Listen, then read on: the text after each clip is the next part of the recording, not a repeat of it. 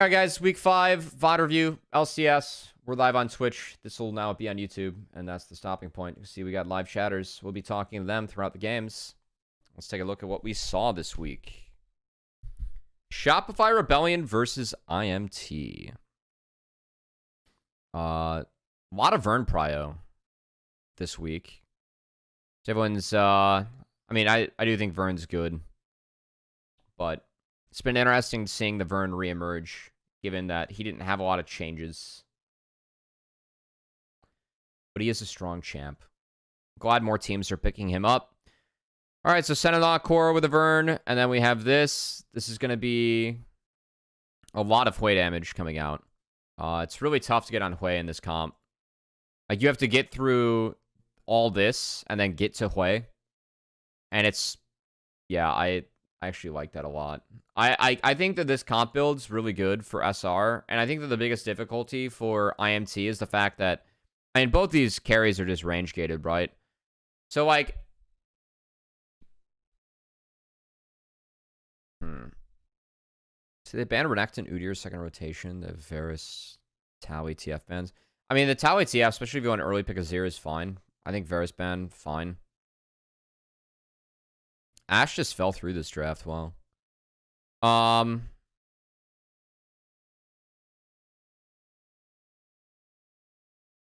mean, we're range gated here if we're IMT, and it's support Maokai against this. I don't know.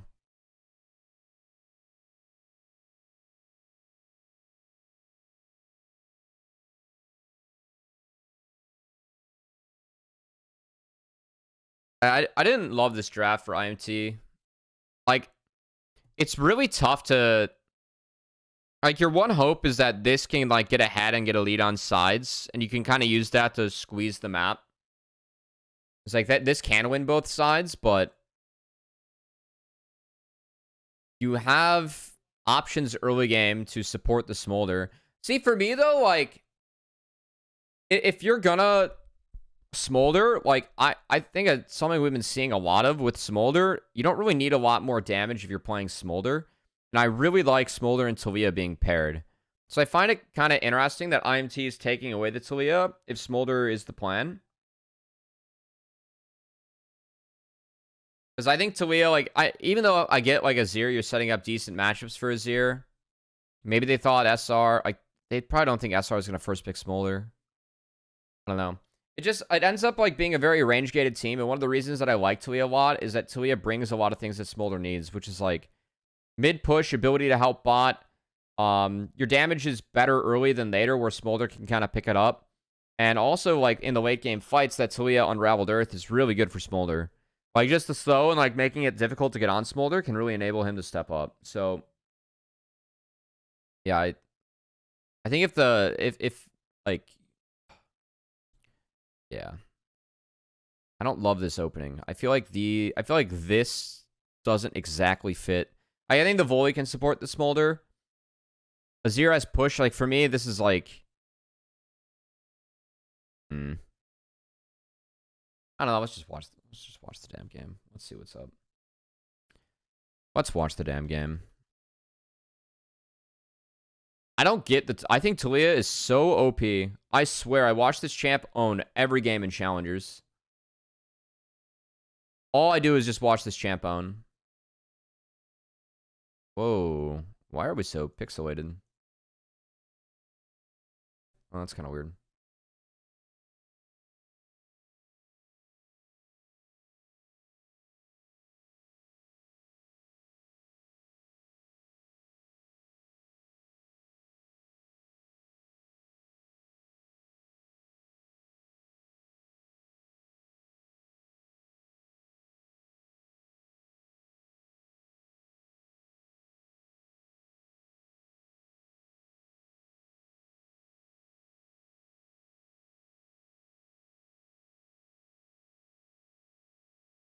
Oh, we are not farming. Yeah, this is the farming Senna game. I'm very anti-farming Senna. I think that, I mean, I think that like, if you farm a Senna, you're opting to have your carry be like 10% more valuable rather than having your like tank support be like 30, 40, 50% more valuable. And I don't agree with that trade-off, especially with Senna's kit being so friendly to tanks in frontline that are on your team. So this lane, like the league I watched the most outside of NA is LCK. And LCK was the like people that not only adapted this lane the fastest, but also played it the most. Just the okay. So I hate support Maokai, man. I swear that this champ's so fake. Maokai is OP, and this is even through Aftershock. Olay is level 2. So you're already so weak in lane that you're forced back to the point like you're late in XP. When did this happen?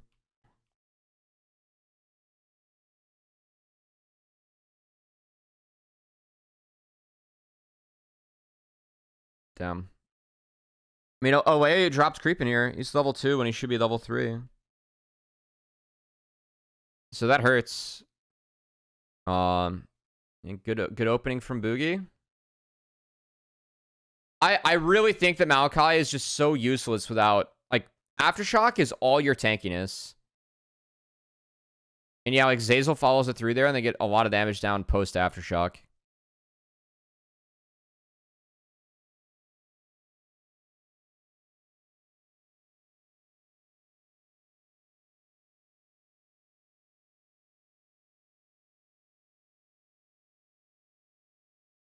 Also, like, this is the game where Armeo continues to clear topside.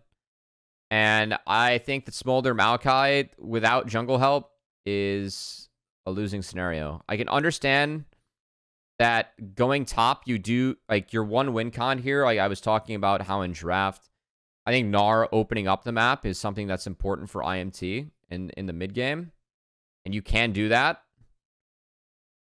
But our bot lane is going to get murdered. Yeah, the Comets specifically, like, for range matchups, because you can't, like, really stack the Conqueror against Gnar, who can choose to disengage. So Tactical misses all this. I mean, at least Delay catches back up in XP. That hurts.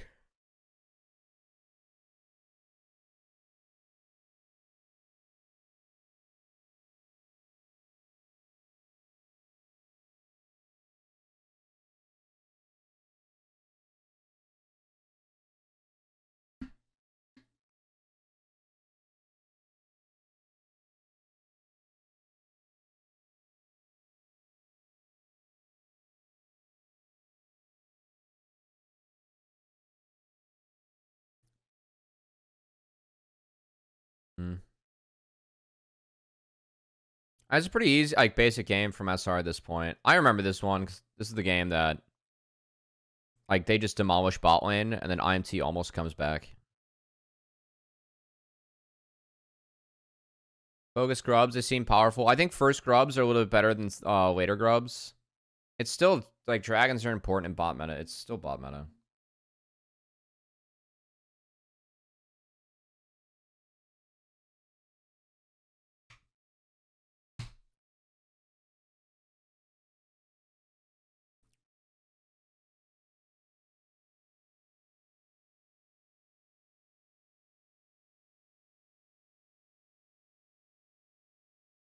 I mean, Armeo's, like, already dropping his Krugs for this. He tried to get red before this bot dive hit. He's just not here in time. What was that last's call on Tactical? As I said, I do not watch the... I've not been watching the co-streamers.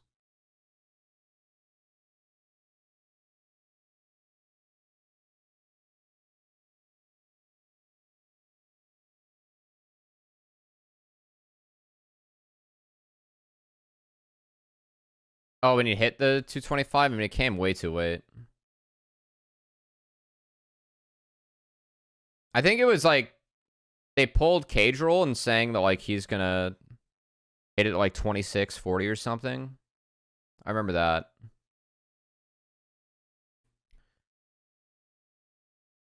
I mean, this is fine.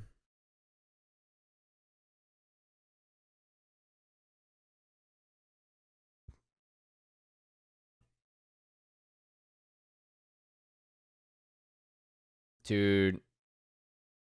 Why did Ole Q this?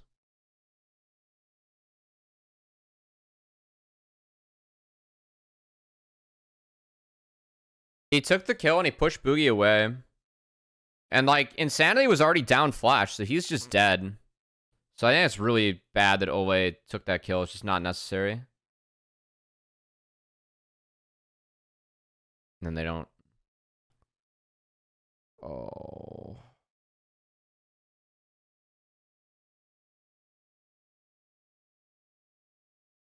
Yeah, they just can't get the second ward.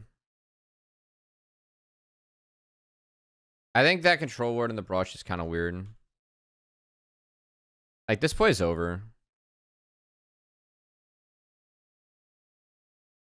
Yeah, the play's over. I think you just normal ward that brush, then get out. So you save the control ward, you just ward that, and you just get out.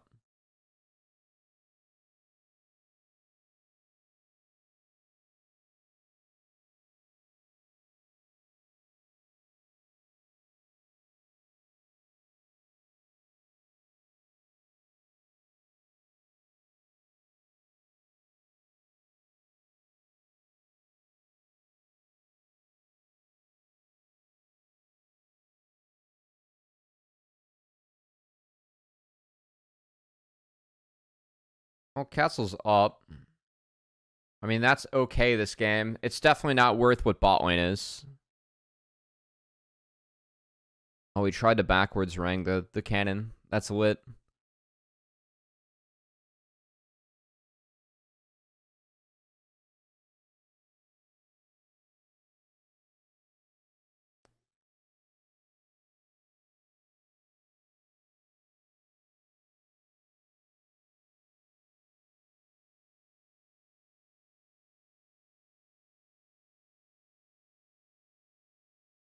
It's good for mime too.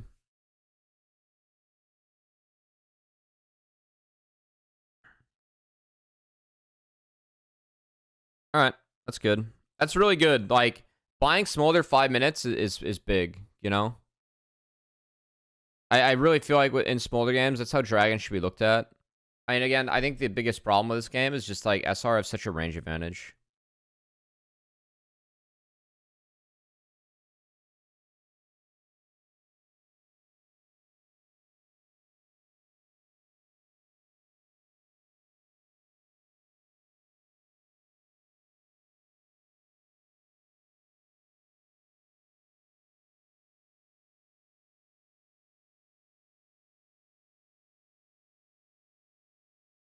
All right, well, the Shiv Senna got first brick. Now, I'm going to choose not to spend a lot of time talking about Shiv Senna. This is just...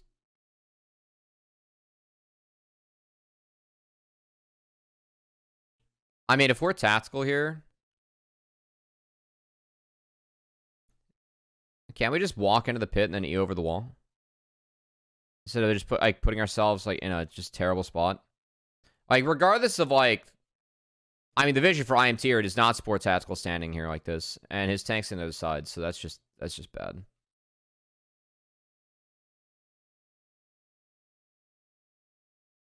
That's what I would call lazy gameplay.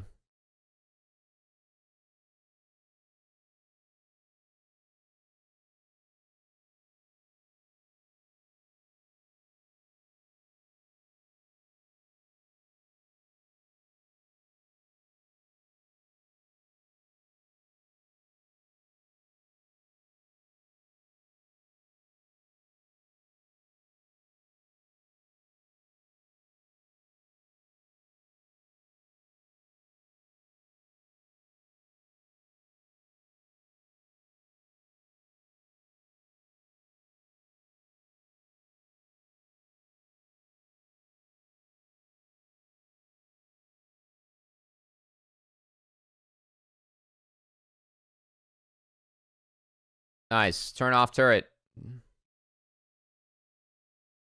Damn. Aatrox literally just got fucking one-tapped.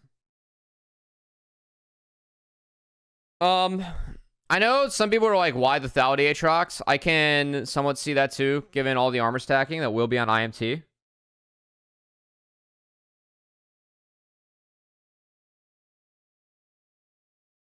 You do have an Ivern to support and a Senna. So I think building, you have to build like damage, right? I don't know if there's a better damage build in there. Again, I don't have a big opinion on that.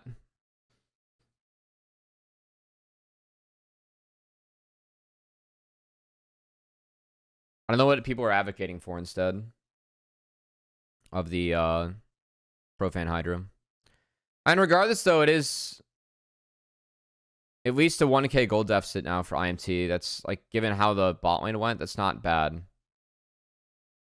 So IMT managed to get this back into a much more reasonable game state. Dropping the third Drake for that top play, I think, is fine. We'll say that Chemtech is pretty heavily abused by SR, and dear lord.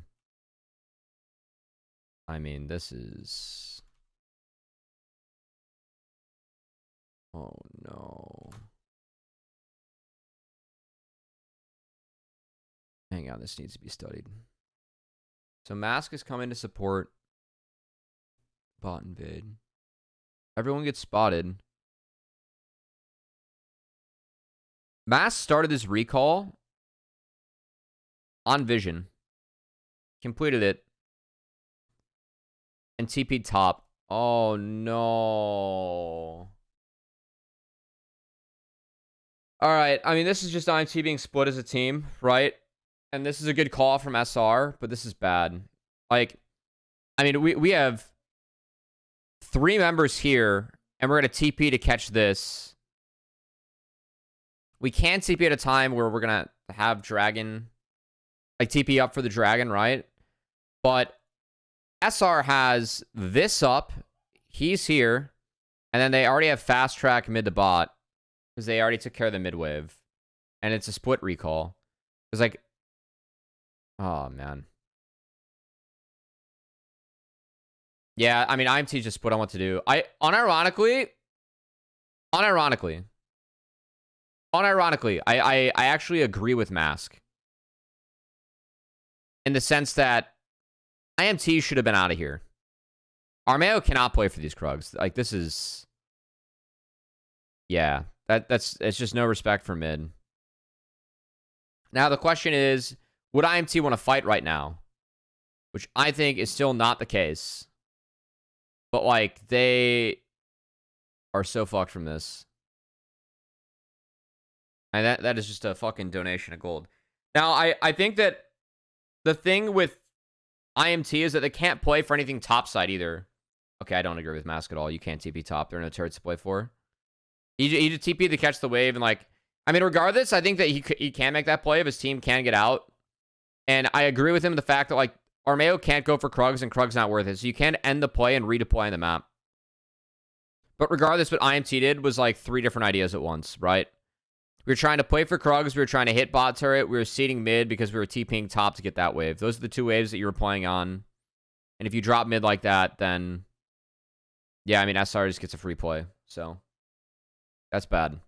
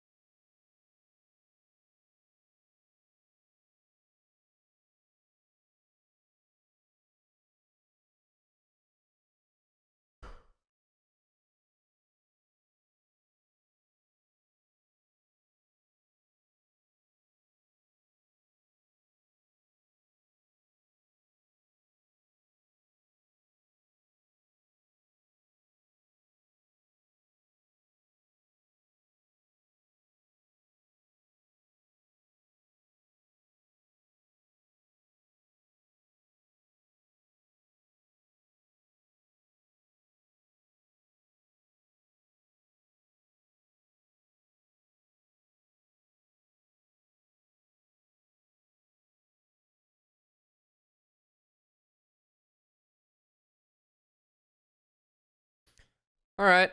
I mean, Castle's able to stretch the map a bit.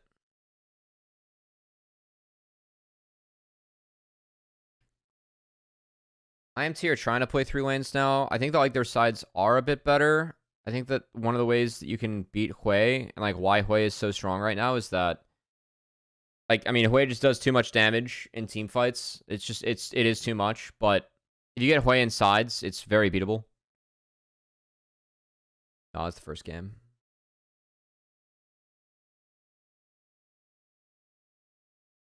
How'd this happen? Like, what is going on here? Like, Armeo is hoping that someone comes to this wave, but there are no wards. And then Mask and Castle are, like, making their own play bot. And it gets spotted. Man. Like, Armeo is just... What the... I mean, the issue for IMT is that they can't trade anything else out top. And I think SR actually played this game out pretty nicely. In the sense that, like... Those 2 side turrets were taken really early by IMT. And they just played it hard to bot. Like, for the rest of the game. Because there's nothing else that IMT can take on the top side.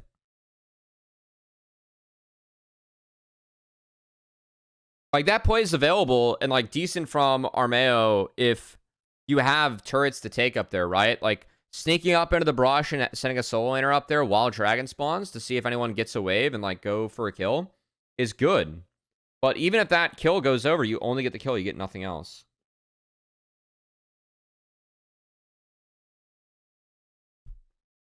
This is also super sussy.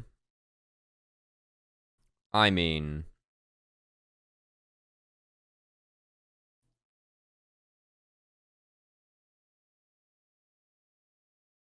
This game was... The fact this game got close is concerning. It's like, for me, IMT played this game out pretty poorly.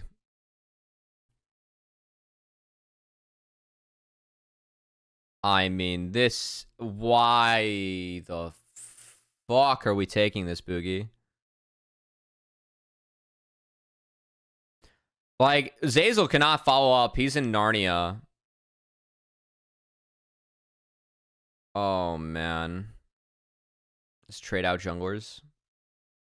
I get taking the fight because, like, the Baron DPS isn't great for SR.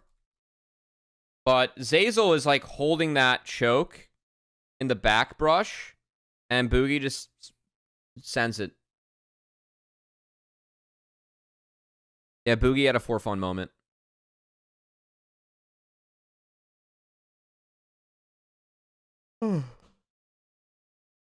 Hands down, the best 4-fun moment was Sniper trying to 1v4 take away the dragon. The 1v4 dragon deny is the type of rookie antics that this league needs. Alright, so Fake God is just running to his death. I think the Fake God should have autoed somewhere in here to proc his passive.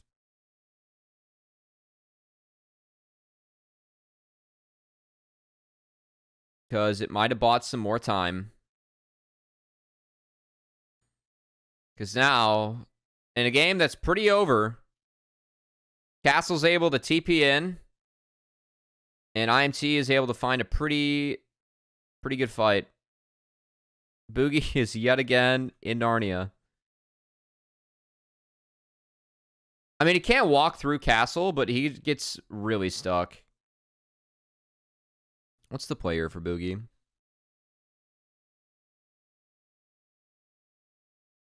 I mean, the play is to hit a Q on the castle, and yeah, just earlier. I didn't see his first Q. I think it hits. He Q'd away. Yeah, so for me, Olay is already dead.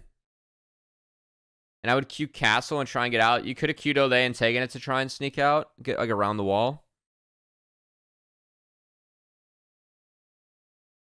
We're going to ignore all the tools that Mask and Armeo burned to get Insanity. The important part is that they got him. So I mean, I think Fake God needs to try to stall a little bit more time. Maybe you delay the RTP in. If Fake God not autoing there, actually ended up being very significant to the game. I saw Forrest rage tweeting about that, and it's actually pretty frustrating if you have money or if you're SR.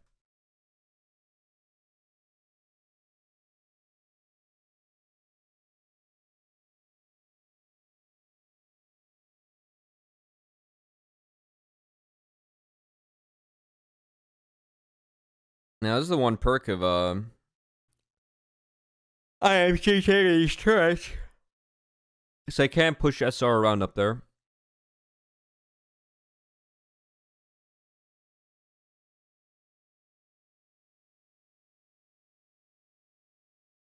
Oh god, not this. Yeah, I mean, I think that given Mask's build, he just can't go for this. He also early Zanya's. Like, why? Like, if we're IMT, why do we have to send it here? I know that, like, we get outpoked, but for me, like, it's like Castle's hitting Mega, so we must go. Castle's so far out of the fight, though, because of that W from Fake God. So I think our Mayo and Mask are just way ahead of the boys. Hey, bro. Joey B, thanks for the follow. Love you doing the Bengals.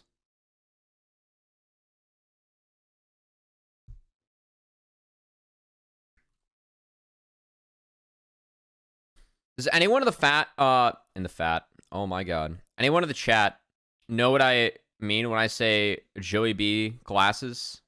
Playoff glasses? I'll show you guys this.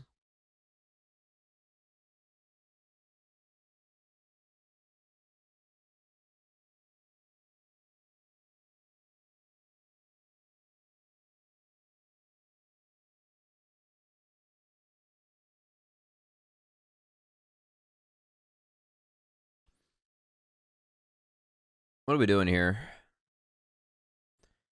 I mean, like, we're going for a play on a castle, and Boogie is... Okay, it's a TP from Mask. But, like, it's not responded to until here. Oh, Boogie's so cooked.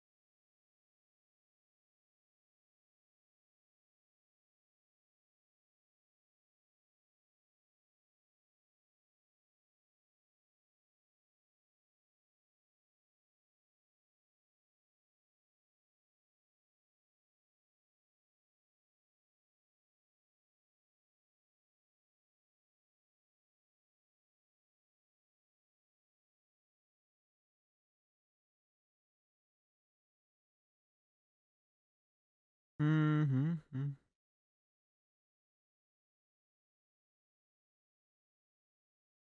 I mean, that hurts.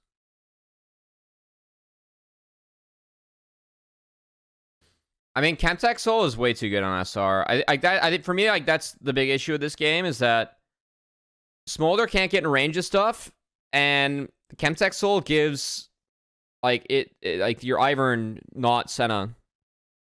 I actually just get turbo because of this. No, like, everyone on SR benefits from healing besides the mage, and everyone is just turbo big now with Chemtech Soul. Like, everything, all the supporting pieces are just fucking, like, look at this fucking shield. Look at this Ivern shield on B-Boy. Jesus Christ almighty. Look at this thing. Look at that.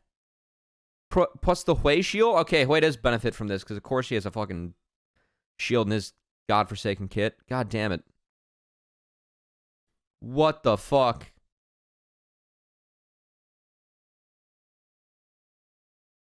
Hold on.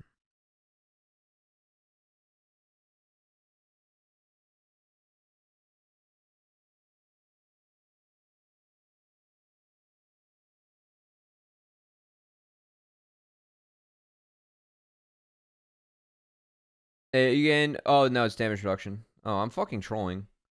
Hold on. What is Chemtech? Doesn't Chemtech give you fucking...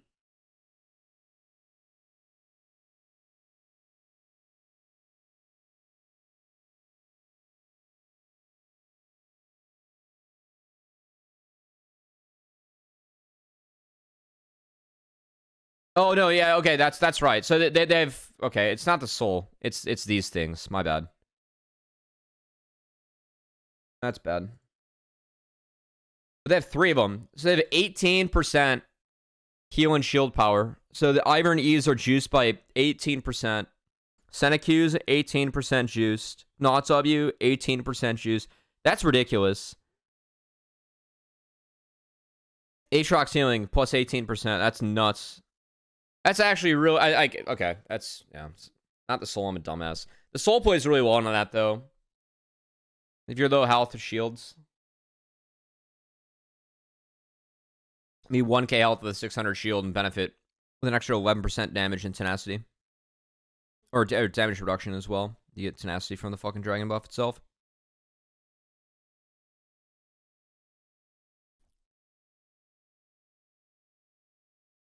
Alright, so they get bought in way deep. Now we try and do this. I mean, the issue for SR is that they can't burst anything like this, just given the comp they have. Fake God does get Castle's Mega popped. Castle just... Oh, that's right. Castle sent it.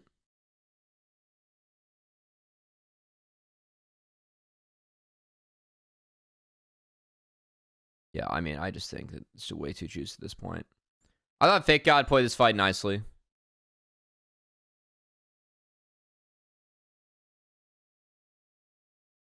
Zazel too, for that matter. I mean, seeing Jungler there and dying, that's pretty worth. The TP's safe.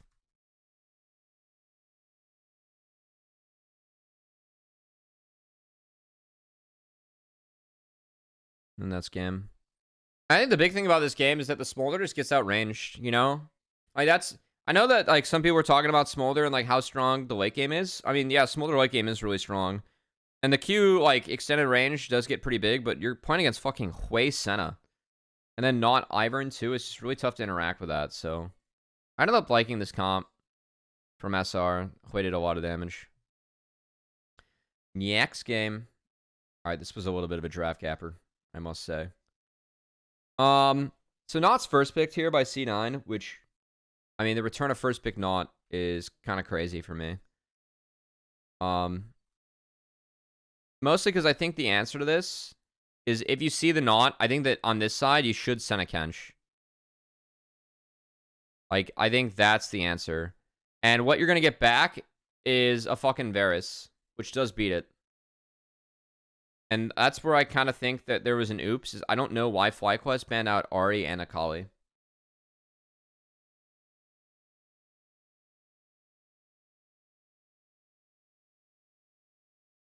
So I didn't love FlyQuest's approach to this draft. I'm fine with TF ban. I think that you are target banning JoJo twice and not removing a champ that, like, I wouldn't throw bans at JoJo.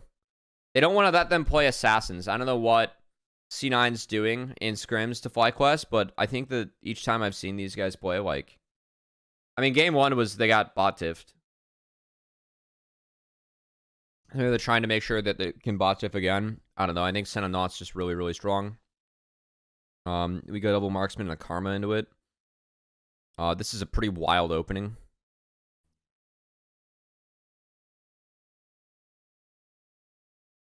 And then we have a Zir. Zir gets pretty free lane into Karma.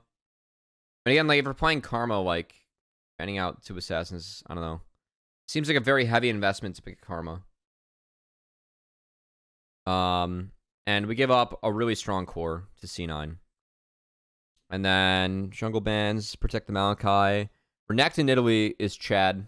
I respect the Renekton in Italy coming out. I think that Nidalee got some pretty decent buffs. And I think something that people I didn't hear talked about a lot, that I saw Blabber and JoJo doing is that, yes, this duo is not the best, but if JoJo is going tank the way that he does, the attack speed steroid is actually really big on Azir that Nid's able to give.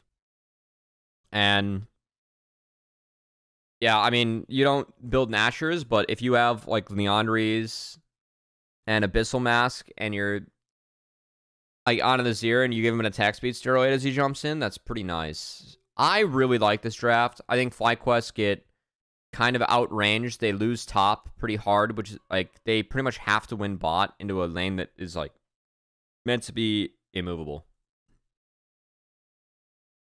And they win jungle and topside super duper hard. Also, just want to say that JoJo and Inspired really missed out on a great opportunity to say that they had a bigger impact on making sure that their mid-jungle duo was top 5 in the world. So, I feel like, that could have been a great piece of banner thrown out between those two.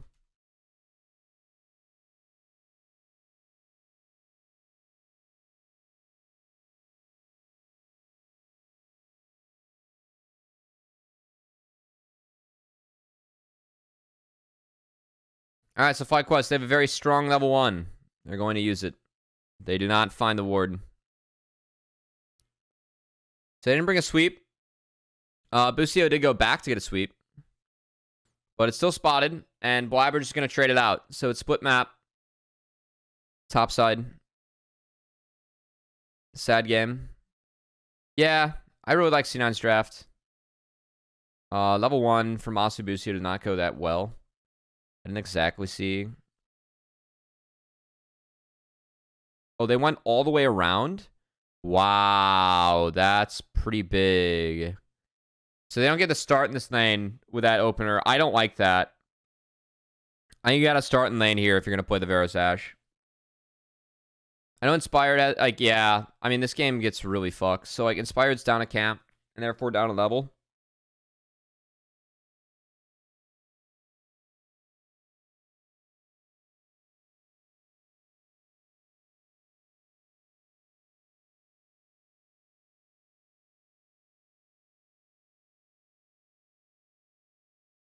And then JoJo is just stacking Grasp.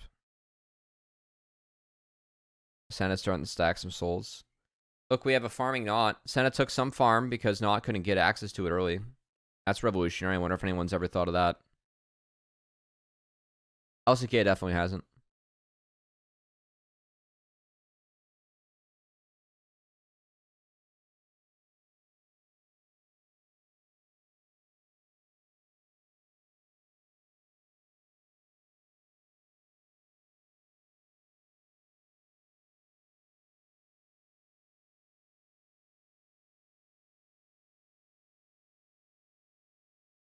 All right, so Jensen's forced out. Grubs are free for C9. And then this top play is also free. They come with a timer where Fudge is 6 and Blippo isn't. Well played, Fudge and Blabber. They made that look way too easy.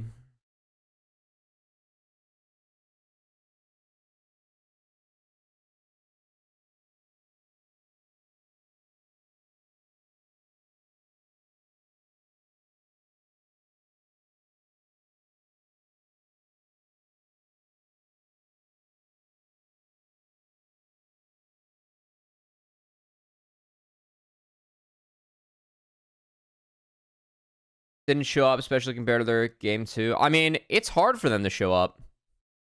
You're playing Aatrox against Renekton in Italy, and your jungle is losing, and your mid's losing. And then bot is going up against Senna Naut. There's just nothing to do.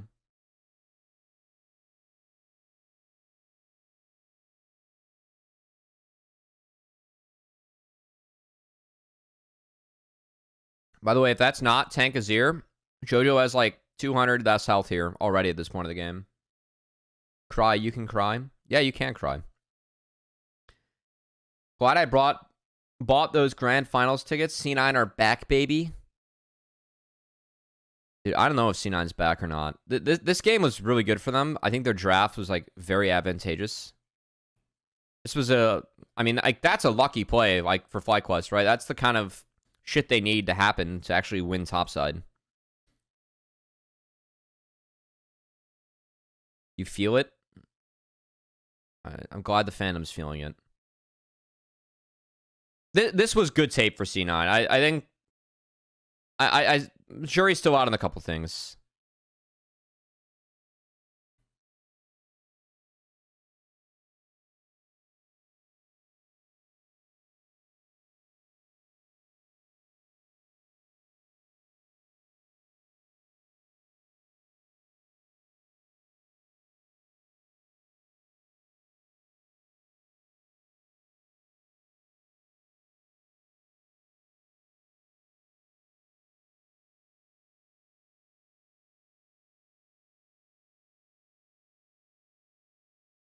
God, Nod is so fun with Nidalee. Look at how easy it is for our double marksman to play against Senna, Nod, Nidalee.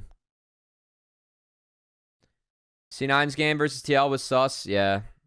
That's kind of where I'm at too. I also I think it's really important that you deny Azir from this team. I know it's like not historically JoJo's best champ, but I feel like Azir like pretty much just nets mid push.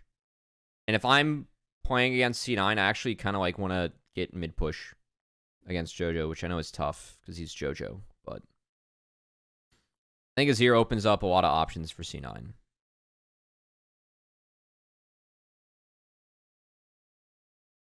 Good drag from FlyQuest. I mean, they have to hard commit for these drags, like given their comp.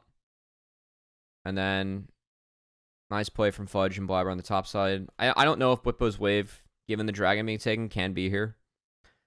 I will say that Blabber makes it up here really fast. So I think Bwipo thought he could just get this wave in, and he couldn't. So well played Fudge and Blabber again. That's a really good look from Blabber. Like, just knowing that he could reach that lane, and then gets red buff out of it, too. And top crab, and like, then he's cruising again. It's really nice. Never mind, we go mid, because we scoop the poop. Cramba into Italy. And Blabber can make plays wherever he wants. It's pretty sweet. He's got sick gank assist in 3 lanes. He outranges a lot of stuff.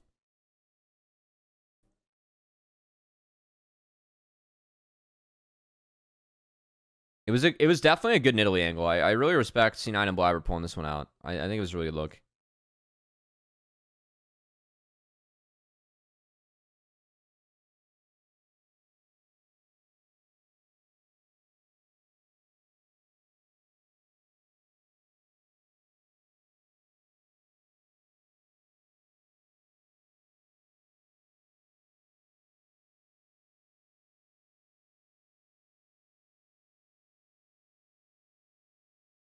So one thing that I'd actually like for C9 to do in this game is something I'll point out in the 100 Thieves game. As you can see, Not, he's got a couple points in E. He can clear waves pretty easily. And 100 Thieves, when they run the center Not, they rotate the center around earlier in the game. Which is like kind of what has become the meta now, because it's a way to max Senna souls around Grubs. You get a fuck ton of souls from Grubs if you get your Senna there. Sanity said they didn't expect to play Nidalee. And Sanity's not in this game. Is he just saying in general, like, he didn't expect FlyQuest to play Nid? Holy shit, Fudge. And this is... It's well played by Fudge. He called the shot with the Croc. Also Sundered Sky. Really good use of that by Fudge. He got it on both members.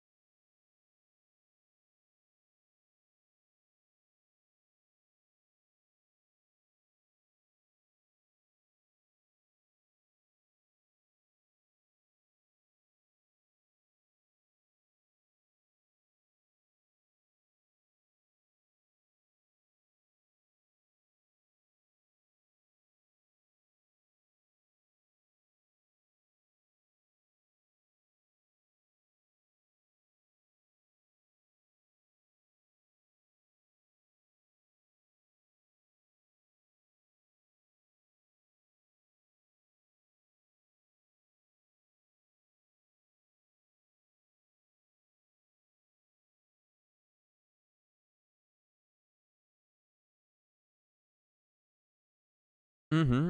Other thing I really liked about this game was the builds from C9. Like, it's triple lethality, and we're building 2 Frozen Hearts, and like even the Seekers into the double Needlessly Large Rod from Blabber. That's like really fucking good stuff. You don't need to build Zanyas until you pop the first Seekers. They're up in the game, taking away ways that FlyQuest can come back and win by going golden and just maximizing damage too. I think that the Tank Azir this game is really, really, really good. I think C9 like really won in draft and builds and like how they set up this team. Name challenge. Good. I think I tweeted about it. Blabber, if Blabber finishes Death Gap here, that's lit. I don't know if he could afford it or not.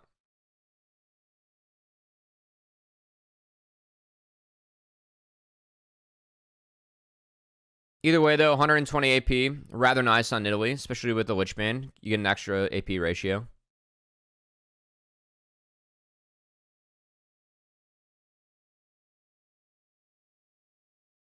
And, I mean, there's just no damage. Not enough damage for FlyQuest. Just doesn't matter. I think the only thing that could have went better here is if Inspired is on the other side of the fight. But, I mean, this fight's just over. Like, this game is over. It's such a doom game.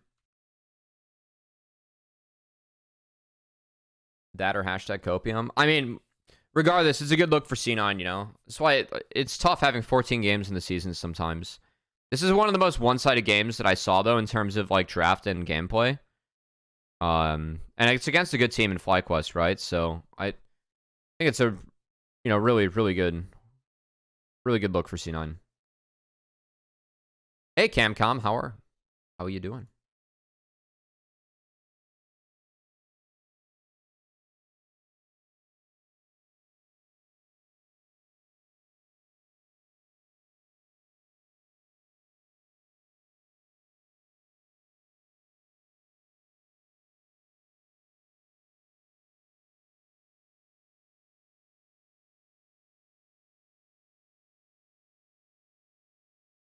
Vibing, how about you? Catch him. Yeah, we are vibing. There's not much else to talk about in this game. I think C9 looks really good. I think Blabber and Vulcan had I mean, Blabber like got all the kills, but I actually thought that like Vulcan Berserker had a pretty decent game. But this game was the Blabber show, so. It's a TL fan, this will be gonna hurt, but the fact that games are lost on a single mistake hopefully means they can clean up quick. Yeah.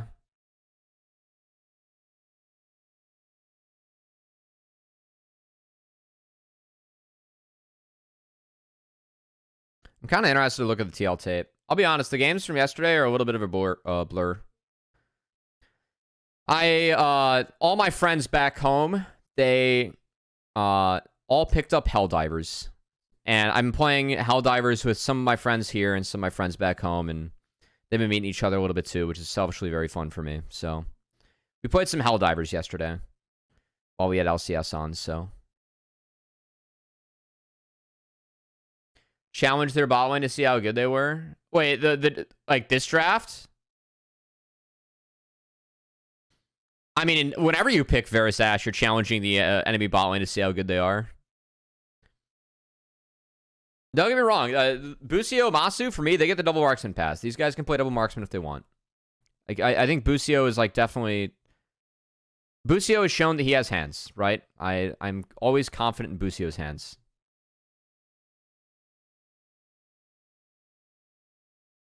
Challenge his own team, not C9's. I mean, yeah, it's because they fucking lost the entire top side.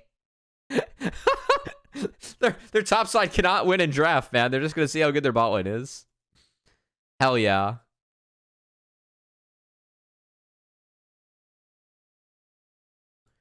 What was he gonna?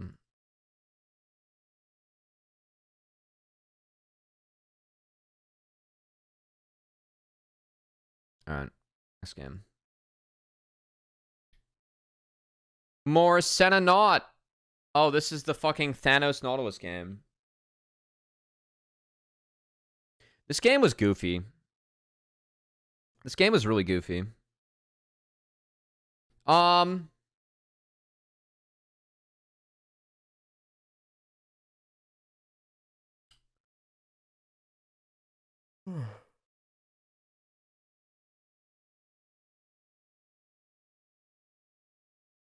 Yeah, Poppy's Zin this game completely flips. I don't know. Zin kind of gets shit-fisted by Voldebear. I'm going to be real. But I agree with you in the sense that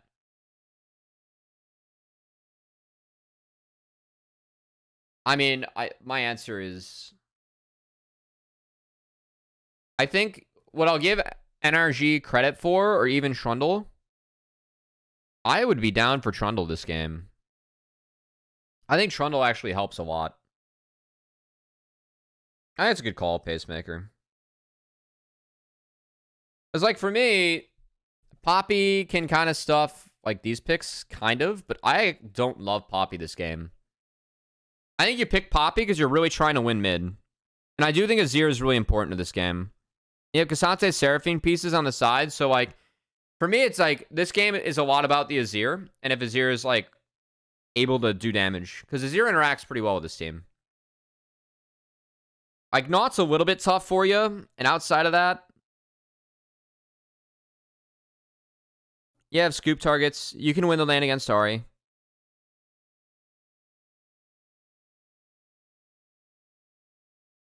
What I'll give NRG credit for is that I think these two bans were really good. Because, like, with a Seraphine, I think Jax and Renekton kind of run the game. And that leads to Kasante. Which, I mean, I think Kasante is a fine pick. It saw some changes. You're still Kasante. I think the removal of Q's, though, on the ult is probably what hurt the most in the changes.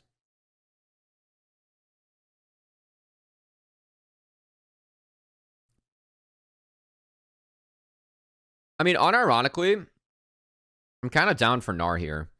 Maybe, I would say, though, that if they pick Gnar, then they would probably have to ban a Sylas if they want a Gnar. So you could leave a Kali up. That'd be a better setup for the Poppy then. Like, if, again, like, Is there a reason to choose Seraphine so early? I mean, they can. Yes, there's Hot Landing tonight's with Kelsey and an Arrow. Should be fun. Kelsey Moser and an Arrow, I should say. I'm fine with choosing Seraphine early. You deny it from this, and Seraphine's playable and like good in the center.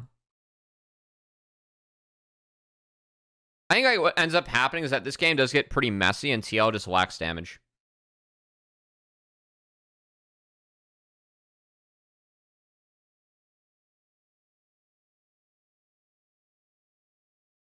Get us into the fucking game.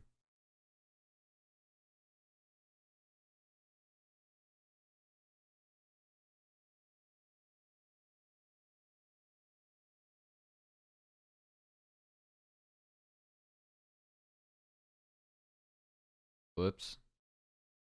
Sorry, guys. The yellow line sometimes sucks.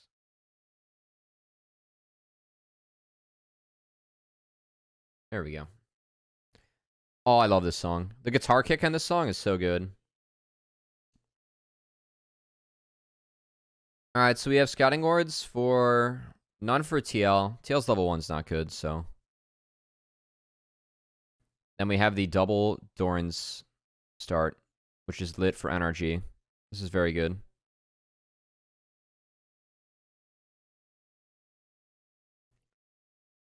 Well done, NRG. Guys, this... Holy shit, he's hot! Hey, Quana, thanks for the sub. Appreciate it. Hello. Always good to see you, Quana.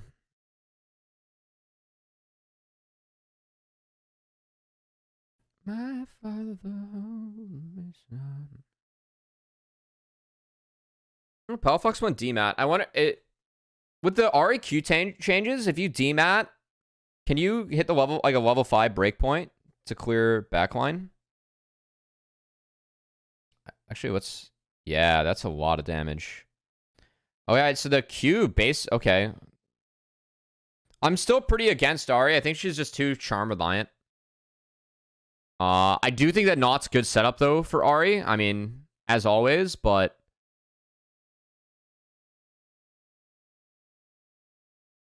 Oh, well.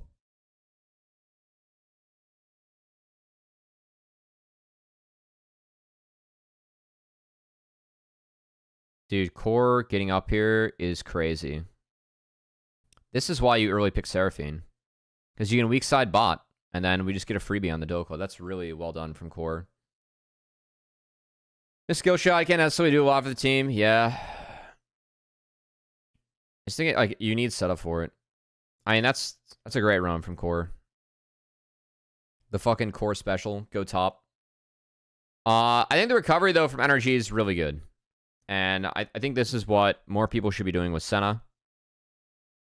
So they use... So Senna gets shoved bot. They take the dragon off that timer, right? That makes sense. You have Volibear. Unfortunately, though, Doko gets eaten.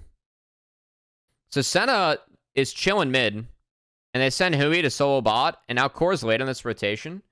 And despite the solo kill top, they don't have enough for the grubs. And Senna gets so many souls off this. You get 2 souls every grub you kill. And now, because top lane's a little wonky, we're going to do the true tech now with solo lane Nautilus with 3s. You can really only do this with Naut. Oh, contracts went 2 points W. Interesting. Okay.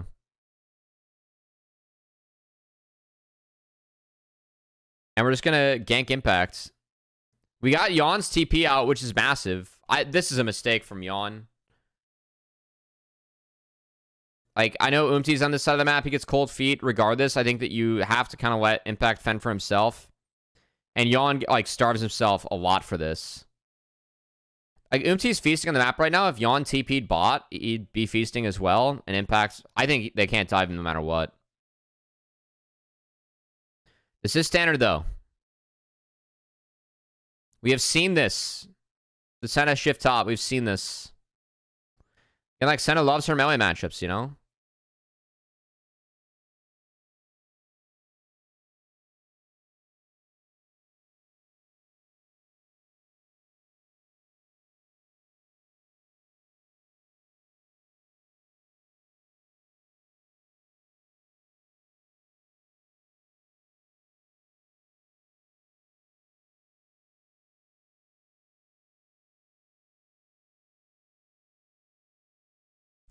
All right.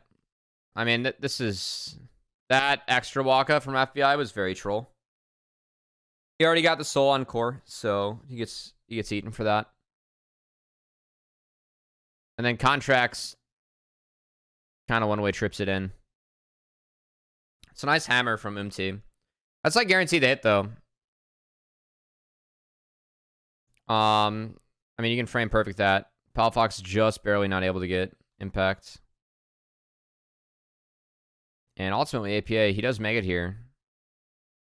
But TL get out. APA is not Omega useful here. Honestly, well played from Hui. I think APA should have stayed mid throughout all this again. I think APA needs to be like on Azir. This is like TL is going to run out of damage in this game, right? We see that come to fruition.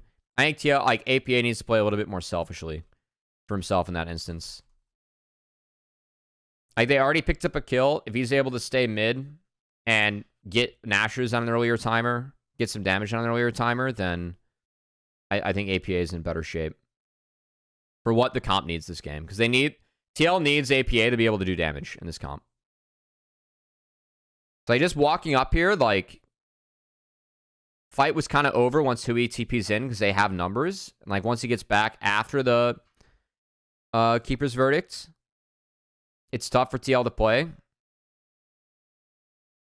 Impact wasn't in range of this. Also, a little bit of missed energy there, which just would have been lucky.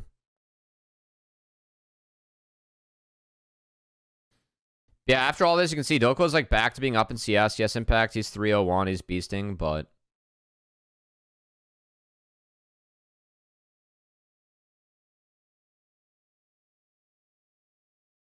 You get Doko Flash. Timing could be great, but like you said, Cummy.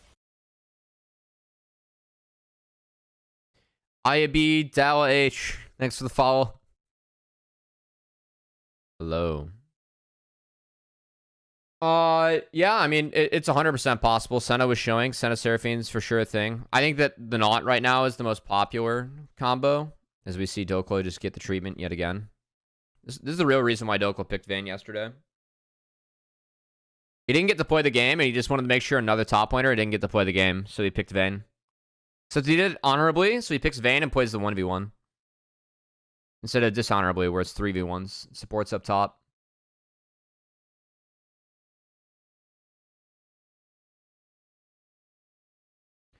I'll die the house that I grew up in. Homesick.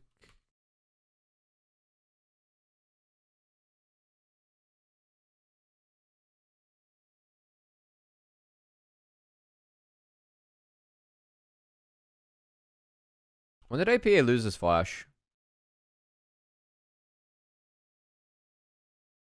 Yeah, APA lost his flash up here. I mean, I really don't like this from APA. Like that walk. He doesn't have flash for this fight. And he gets kind of... Like, he's kind of stuck. I mean, they just straight up lose this fight. I don't... Like, Yawn gets chunked so heavily. It's a good engage. It's a really good engage for Movie.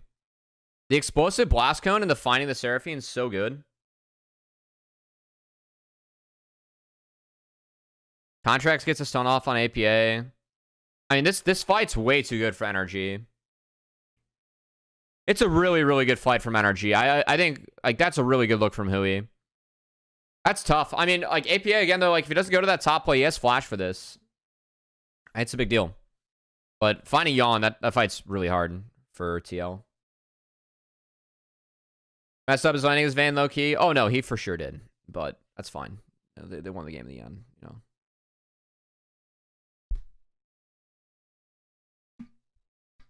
Then again, we'll look at the tape on that one.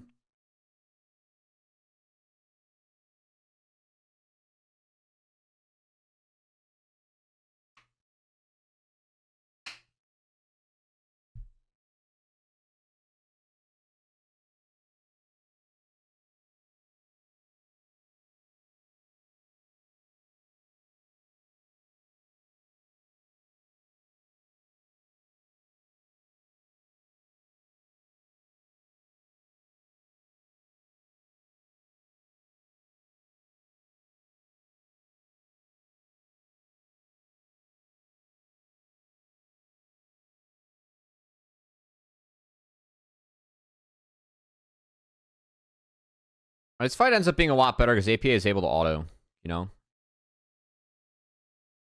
He's not doing big damage right now, but he at least is able to, like, get some autos down. Ooh. Like, again, they get his flash out immediately. Not only that, but they still get him, yeah. Damn.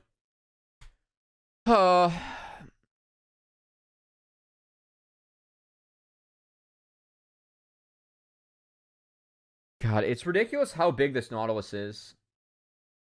It spends so much to kill the Naut. And, like, Impact's out of the fight by then. That's a really good route from FBI. Like, Yawn gets stuck behind the wall.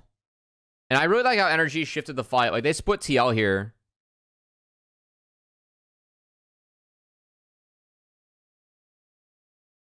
Like, UMT had to go up to get out. He doesn't get himself out. I think Energy following that up was really good. Yeah.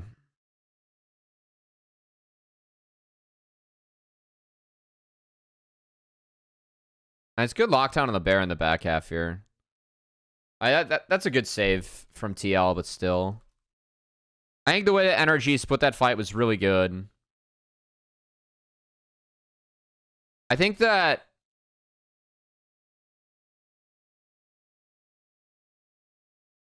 Yeah, I mean, like, where they're taking that fight, it's in the river, so it's tough for Seraphine to, like, find the big combos. And like, you're not fighting in a choke against Seraphine, which can be really dangerous. And APA was, like, at least a hair late to the fight. I think that, like, he got good damage now, which made that fight look better for TL. But the way the NRG split it was really good. Really like how they walked up. They got away from Yawn and APA. And it ended up being a 2-for-2 because of the end, but... They still, like, you got a Azir flash, and again, I think Azir is really important in this game. Because you don't have damage elsewhere. It's also a game where I think, like, Umti could have went for... I know, like, a lot of people are skipping Bombies, and I am down for that. And I also agree that Frozen Heart, like, doesn't have a lot of value, so I'm not screaming, like, oh, like, there needs to be a Frozen Heart in this game, right? But go Bombies. Poppy does so much fucking damage. Like, you have a Seraphine. I'd love to see, like, a Bombies from Umti and, like, see him, like, try and get hungry, you know?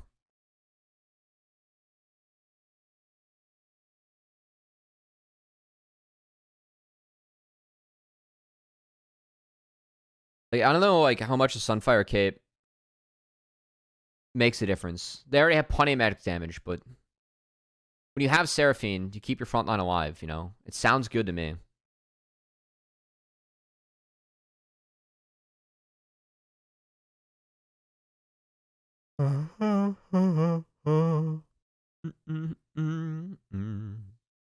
Cubby, by the way, is super based for building this fucking item. What the hell is this called? I haven't seen it in so long. What's the tier tank item called? Help me, chat. I only see this when Aloran plays Maokai, and I think it's lit too. Yeah, Fimbulwinter is actually... The numbers are really good on Fimbulwinter. I really like that Hui built this. Especially if you combine it with a Frozen Heart.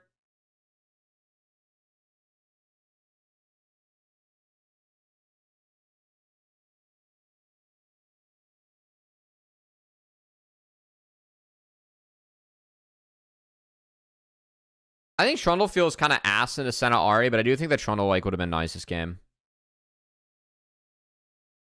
I think that's why they probably didn't end up going Trundle.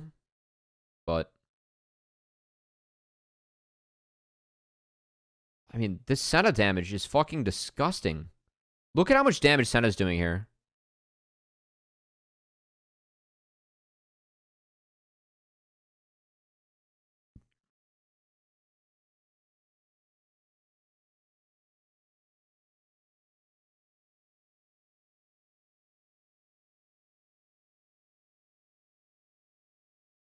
It's a good fight from Palafox. I know that he gets comboed there and has to get out, but, like, I think the rest of the fight, he's playing it rather well. All right, Seraphine heals. We're too strong. No one dies. But we bled. There's a lot of bleeding. APA is down flash again, too. What do the APA have to flash from? Oh.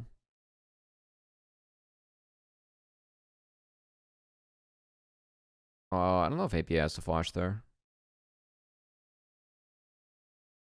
Let's watch this fight from APA's perspective. Oh.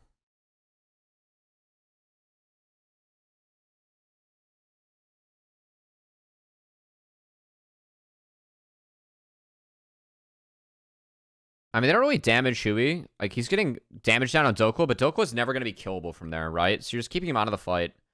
And he flashes when he doesn't need to. Yeah.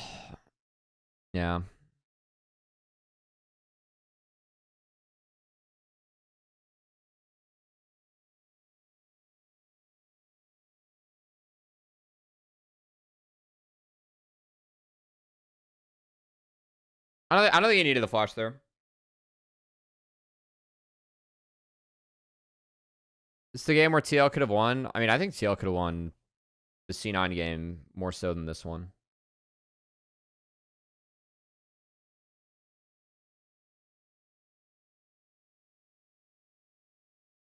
You can't proc Fimbulwinter a lot of Malphite. You can proc it a ton on Naught. That's the Maokai item, baby. We love our Fimbulwinter on Maokai. This is a good start to the fight, actually, for TL. Like, it's a good scoop from APA. And a good combo from Core. Oh my god, he lives.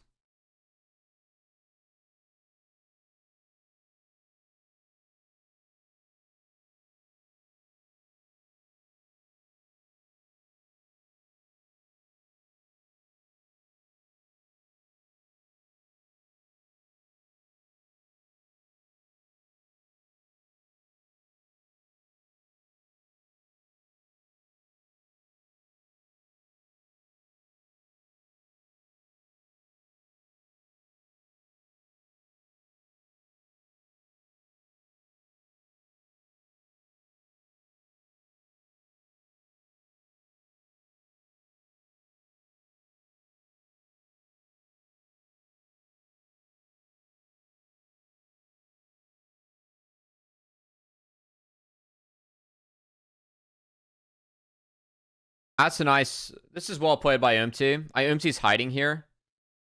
And then they get the turn. That's well done by APA and Umti. I think that's a really good setup from Umti.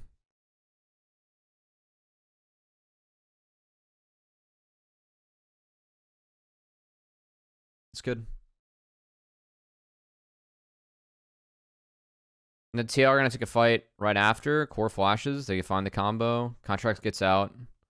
Can they kill the Nautilus? It only took 5. It's well done. These are, I guess, a good sequence from TL. I think NRG going for that play inside was... I'll give Umti a lot of credit for sneaking in there. Because you can see NRG has vision. And it's here. So they thought they were safe. But Umti was able to sneak in. So that's... I'm okay with that risk from NRG. Like, NRG are a team that, like, they're going to take risk. That's fine. I'm cool with that. I think that's how you should play League. And that's... Umti got around him on that one. That's nice. Okay, this was unfortunate. The APA is in the animation for putting up a turret. It is correct to put up a turret here, especially if you have a turret coming in from the side. I think it's a tough position for TL right now. And I really like what Palafox does here. He is going to ult in and whiff the charm. But it forces the rest of TL up here. And it enables them to have a 4v2 down here. And I really like that from Palafox. They full commit on the APA, and then all of a sudden, look at that. They shift the fight lines. Like, they have everyone grouped firing out of these guys. It's really good, actually. It's a really good moment. Now, for APA, it's pretty ugly moment, unfortunately. I do think that Impact needs to catch it. I'm going to be honest. If you have a Nautilus and you're a Azir, I know that Impact is W'd. He's got to catch this. He's going to be rooted anyway. Impact... yeah, APA is in a tough spot. It's a little unlucky going for the turret. If anything, APA could have dropped the turret here. Right? So if he drops turret at a better time, like he's wasting time there. He could have had a better battle line, but not the case.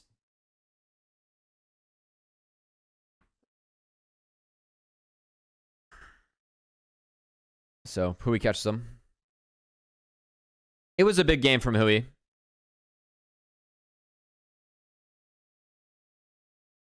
Canada Crooker this game, too. Pretty lit. I mean, again, there's just no damage.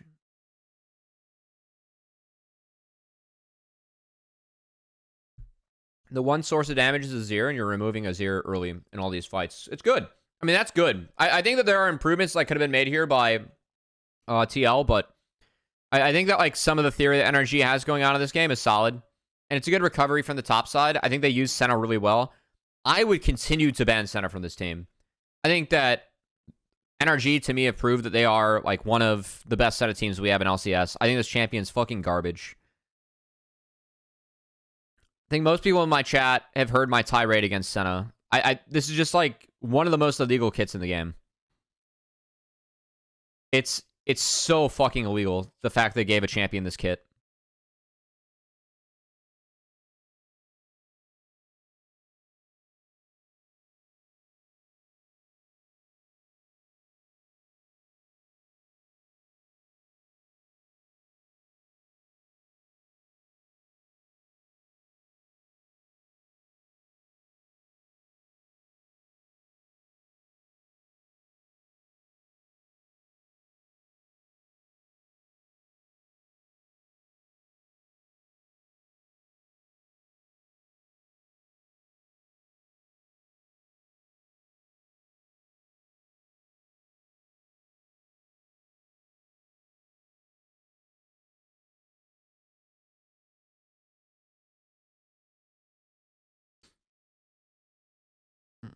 Dude, the return of Soul Away, not baby.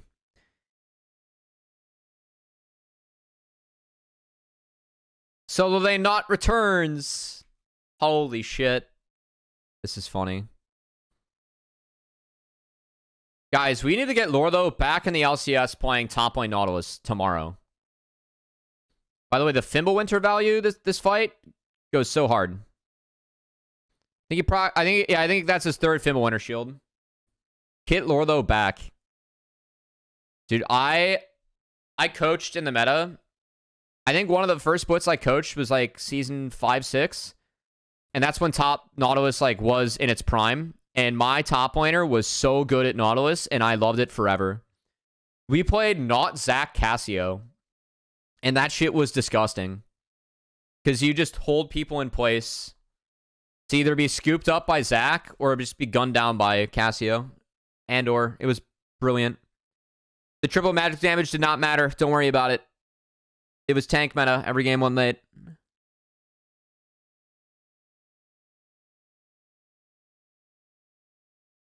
That's when Zach had the scoop too. Scoop the poop.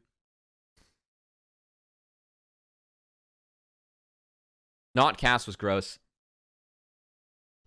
Still a playable bot lane, by the way.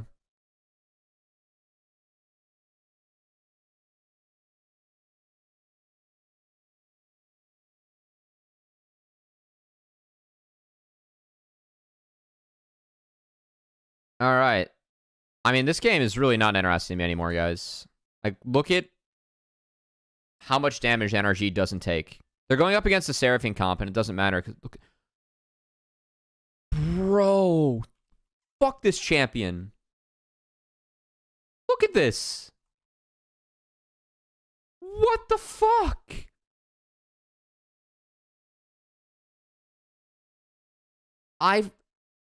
By the way, if this champ presses E, you have to be within this range to interact with this shit. I fucking despise Senna, man. I fucking despise this champion. This is so bullshit.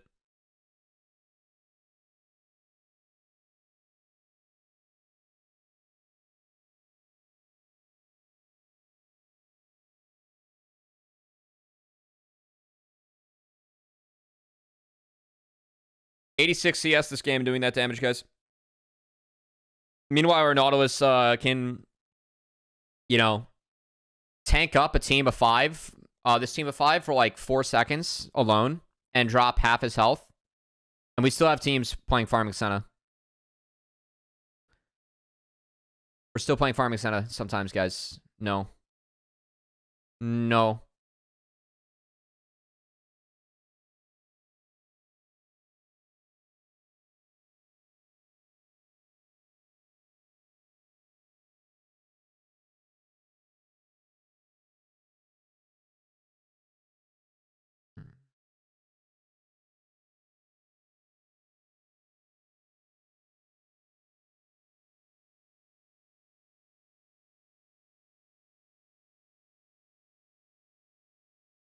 Doesn't who he... No.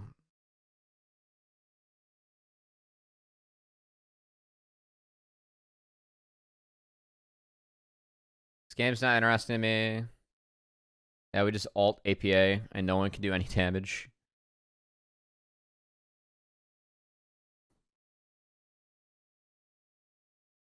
Dude, look at how much damage APA is doing to Hui.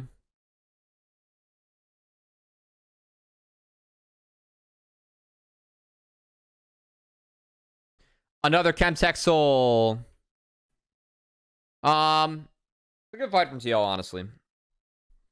APA goes golden. They take out both carries immediately. It's really well played by Impact and Umti. They actually balled the fuck out there. And APA preserves Flash, which is big. This is well done by TL. I think maybe looking back, I think this all from Hui was a little bit early. And it's a great turn from Core. Also, Impact and MC did a really nice job of piloting around Dokla this fight. Because like, Aatrox does a lot of damage, but they are able to kind of like play around it. Went pretty well for them. Impact had a really good fight. Alright, it's fine. Just need to get back to getting their carries in bullshit positions.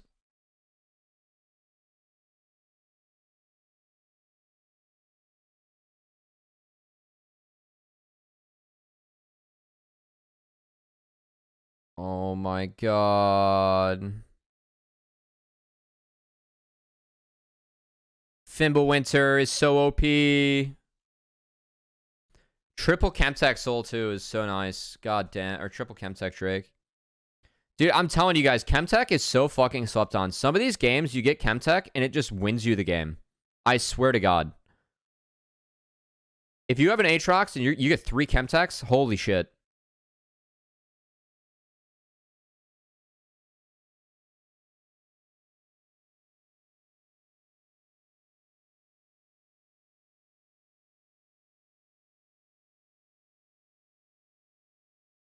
So I mean, TL took a fight when APA is not here. APA is the only damage. And they just get walked into place.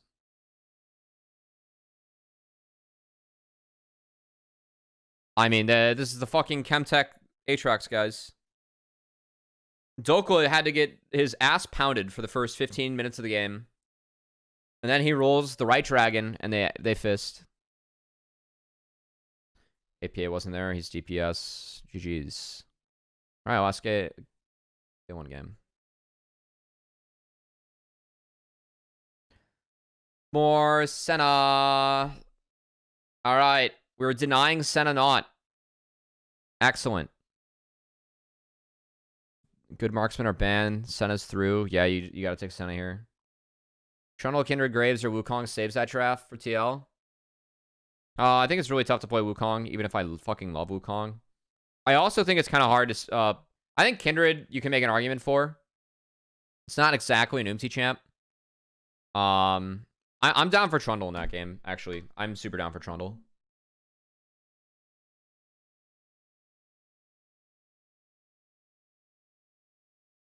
Titanic, Hydra, Trundle, where you steal that Nautilus' stats. Sounds OP to me. All right.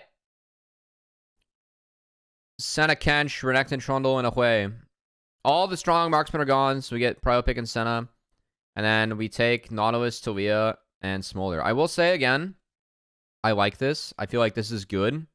Good combo. I think Naut can help. You are going to lose bot lane, though. So we're already praying for scaling. Then we took this. So we ban out Bear plus Jace. We have the Cassante, Lee. Lee into Trundle. I mean, I have mixed feelings about the Lee. I think Lee is a bit of a Vi replacement here. And you can't Xin because you're going up against a Trundle.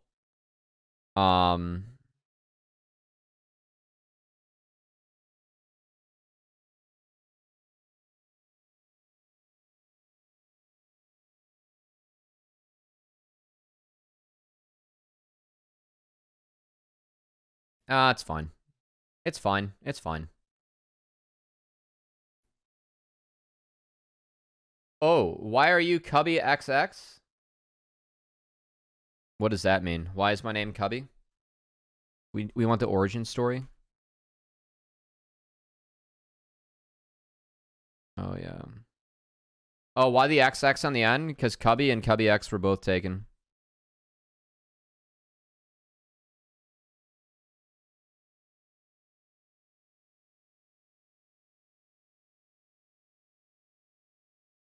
Did you know X means kisses? XD.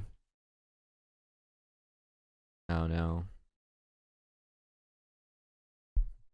I didn't plan to ever be a public-facing figure. We'll put it that way, guys. My original gamer tag was Cubby Matster 6. I got stuck with the name Cubby from that.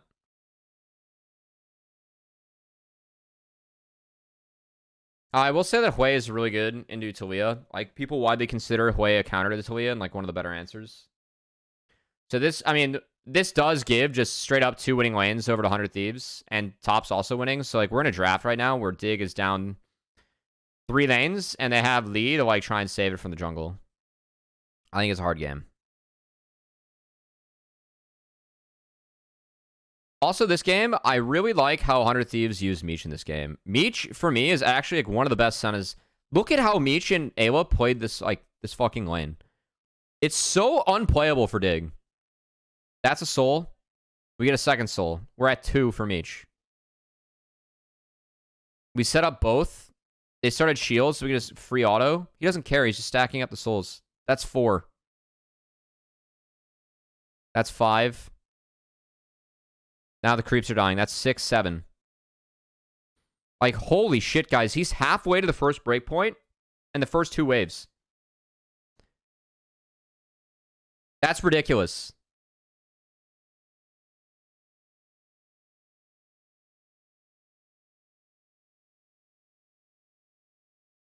He missed 2 Qs. Unlucky.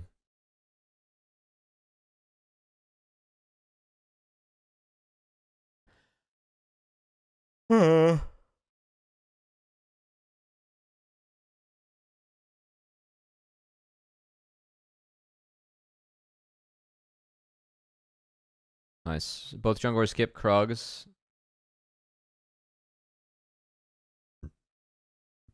River doesn't care about that.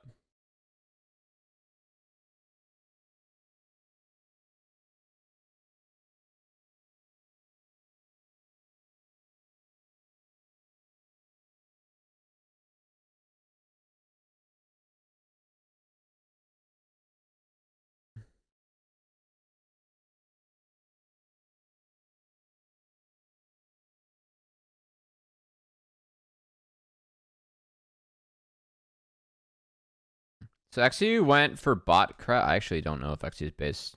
Okay, he did base. Sorry. So we skip over respawn wraps. We go bot crab and a raptor invade. And then Meech is here. Yeah, this is where I really love how 100 Thieves plays Senna, guys. Yeah, because you like the Bears. Actually, I'm a Cubs fan. So fun fact, my grandpa was on radio for 60 years for WGN. They used to cover the Cubs. He wasn't on for the Cubs. He did the like farm report. He's in the Radio Hall of Fame. So forced to be a Cubs fan. Yeah, so bring it again. Let's see how many souls Meech gets off these. How many souls we get from this grub take as Senna? I see 1. I see 2.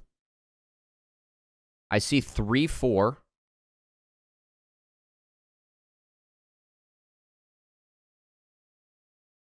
5, 6. 7, 8. We just got 8 fucking souls from grubs. And now, so uniquely, what we saw in the last game for TL was that if you put a couple points in E, you can just wave clear and just chill bot, right? There's 2 E's and like you just clear like waves and you're fine. You don't lose plates. It's a Toad, so you can't do that with a Senna. I mean, Senna was able to do that in 1 wave, heavily trading. We saw, or in the first 2 waves, we saw Senna have 8, which is like really well played, right? So, I mean, I'd say on average, that's like 2 to 3 waves. Like, you just walk to grubs and get that. So, you get grubs for your team, and you're getting souls like that. Busted. In my humble opinion. I think 100 Thieves really maximize Senna. I give Meech a lot of credit for this and the squad. I think they play Senna really well.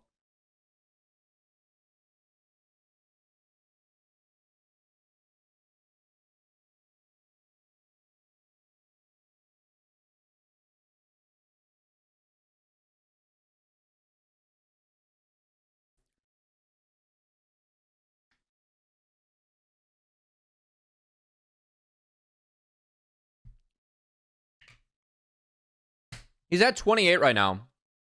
8 minutes in. It's pretty nasty. This team next split's going to be so good. This team right now is good. Like, it feels like I'm curious to see where they go as well. But this is a pretty ridiculous like opening split for 100 Thieves. I don't think anyone in that building expected to do what they're doing now. And, I mean, more power to them for doing it, you know? If they did, then more power to them and believing in it, you know? Because most people were out, myself included. I was saying that I can't wait to see what the team looks like in summer before spring started. I will say, this is the River MVP split. I really think the River's MVP. And given what this team's done and exceeding expectations and just how fucking good River is, I really think it's the River MVP split. Alright, so Grubs respawn. This is what they pulled Meech up again. More souls for Meech. And now they're going to stick around and do a dive. And how OP is that?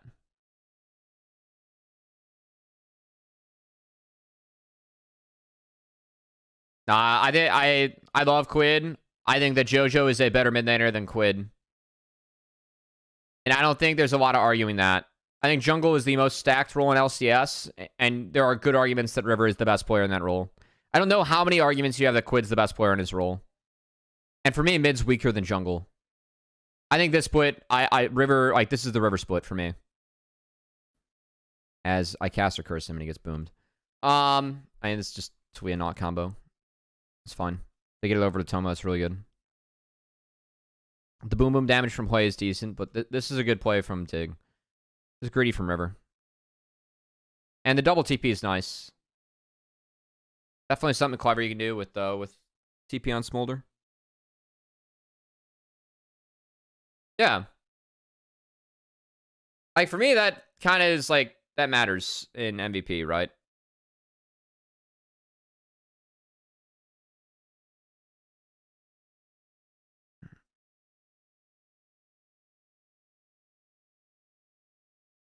Surprised to hear Inspired rate Umti is second best behind himself. It's got to be River. I think Umti's early games are actually really good. And, like, how Umti thinks about the game is good. I can see Inspired, like, for sure respecting that. I think a lot of junglers should. I think Umti's had some games where, like, I think he recovers really well. Like, I've seen him recover a couple games, like, just really, really well. I think that's really tough to do from jungle, and I respect Umti a lot for that. Yeah.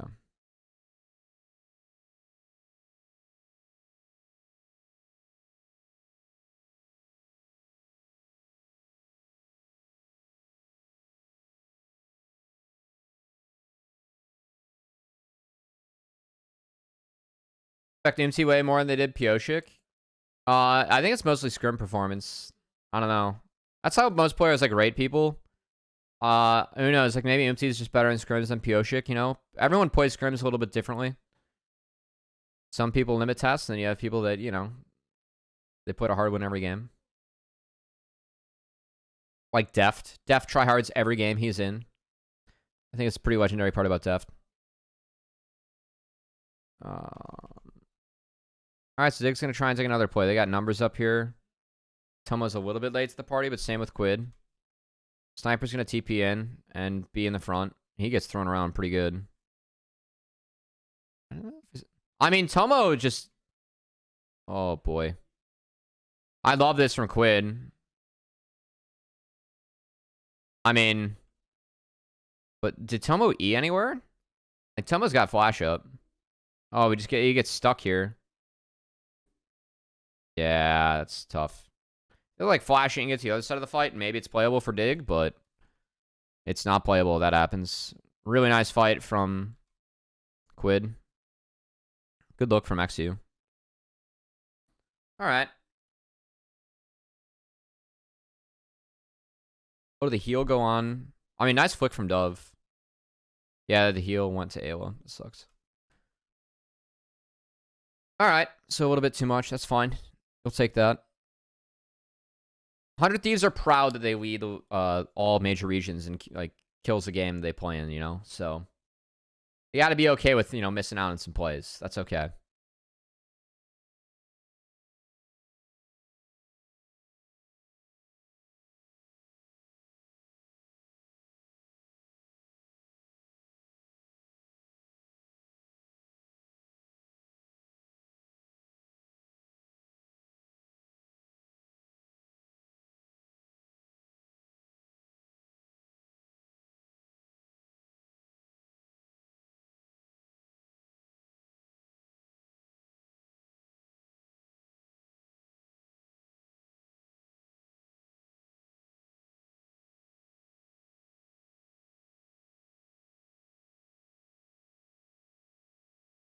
So, if you sometimes he'll learn, yeah, for sure.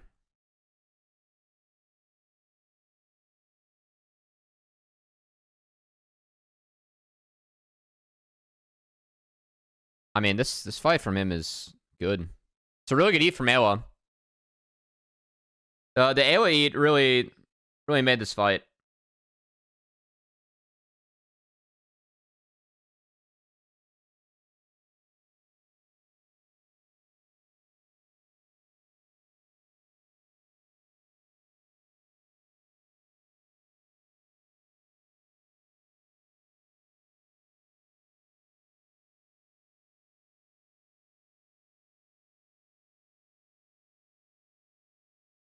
Hmm.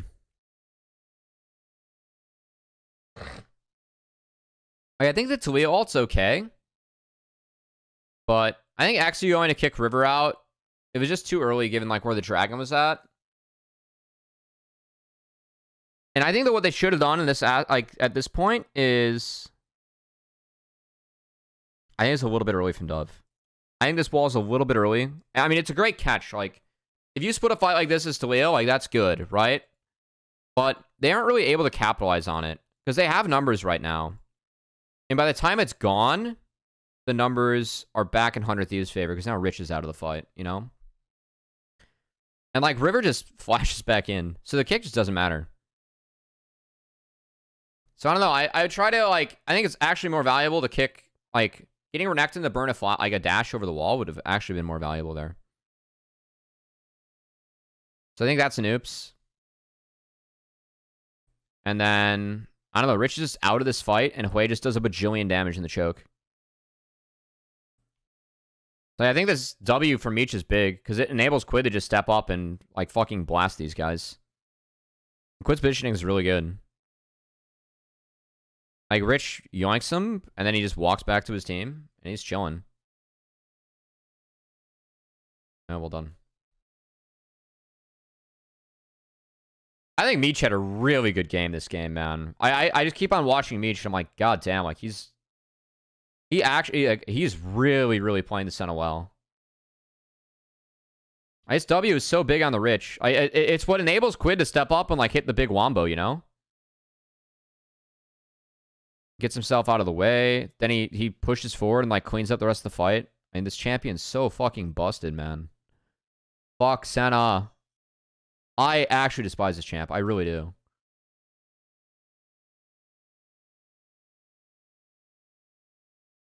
It's so broken. This was hilarious. Just the killing the turret and then moving forward. It's pretty funny. At this point, 100 Thieves are in a great state in this game. The only place to get outscaled is really topside with the Renekton. But Renekton has good use this game. They're too tanky. There isn't a lot of tank busting on Dig. Like, Smolder, Talia can get there, but they're so far ahead right now, and they have a Mountain Dragon. It's really good. Yeah, Hui does a lot of damage. I don't have as much of a problem with Hui, though. Because I think that Hui, like, you can interact with this champion, whereas, like, Senna, you cannot.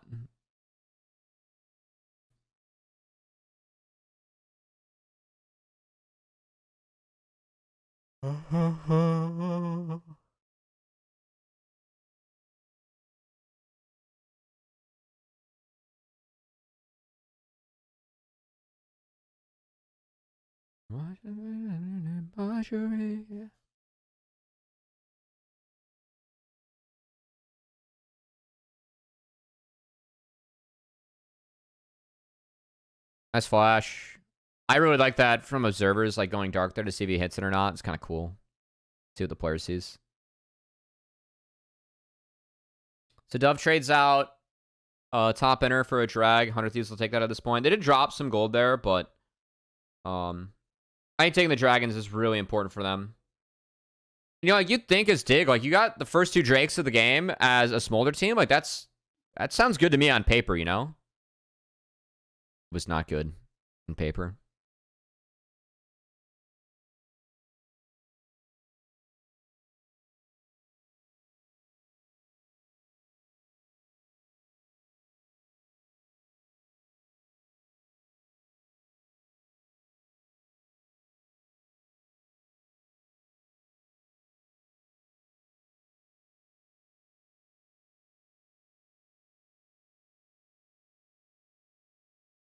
Hmm.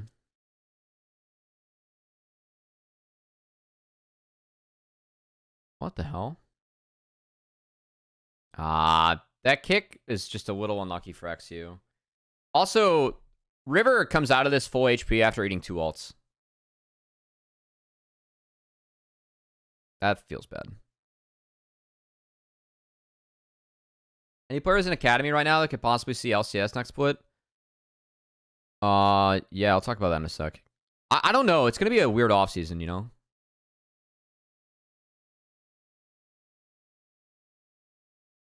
So Smoldy is at least popping, but man, the Hui is so big in this fight. Like, Dove flashes to clean this up. Like, look at the Hui, Senna. Love Ayla taking that. It's really good. Good chance to ult to get himself out. It's clever over that wall.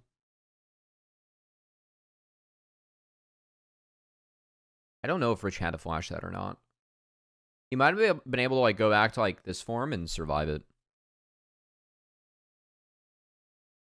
Yeah, I think anyone on FlyQuest Challengers has a real chance. It's weird though, like, I don't know. You know, like the Maryville players, I think Scary Cherries had a great split. I don't know if like he'll be considered for looks, and like if with some of the Maryville players, you know, they might want to play out that C-Law season. At least, you know. That's really big for them. Wow, that's a fake chat. Yeah, I mean, my suspects, though, are, like, probably everyone but Sajed on FlyQuest Challengers gets considered. And that's fine. Sajed's in his first split, and he's shown improvement, so. I think Chime's having a really good split. The Chime Diamond are, like, still two supports that, like, you could play in LCS. I don't know if that'll get changed or not. I think I really want to see Surdy in LCS, man. I think him and Shaden are actually just too good. Quad has been a fucking monster this split. Like, I mean, that could be considered, you know? If not, then I will say FlyQuest Challengers, if this team is able to go to that Rumored Americas tournament, I feel like they'd be pretty good. All right, Thunder Thieves, they're up big. They're going to drop this dragon and take the Baron. Ayla TP'd in. And Sniper kind of ran it. But, you know, this is what we need for rookie limit testing, guys. We need our rookies to have moments like this to really show that, you know, they can grow.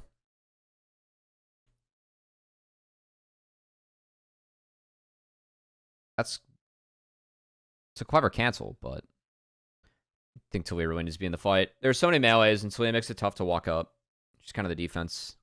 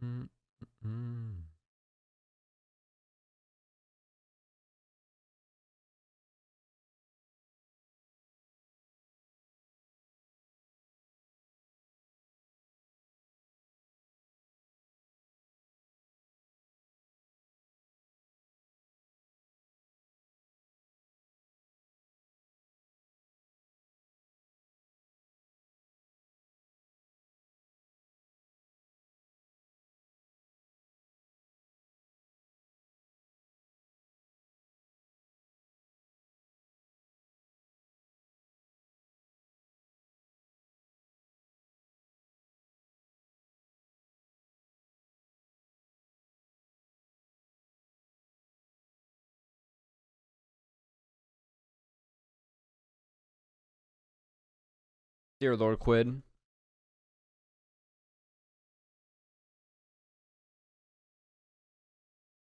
Oh, the side stuff from Quid's actually just too nasty.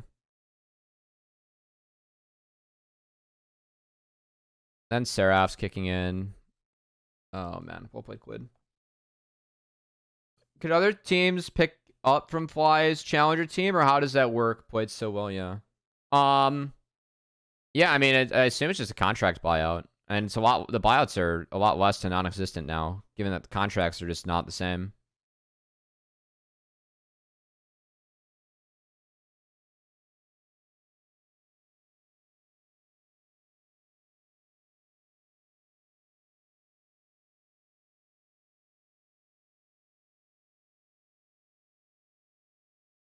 I mean, there's not much else to watch here. This is a good game from Under Thieves. I really like their draft and how they played with Meech. I think Meech ended this game with like 160 souls, and he was at 40 at like 11 minutes. Like, that's really early to hit that break point. And yeah, he kind of destroyed this game.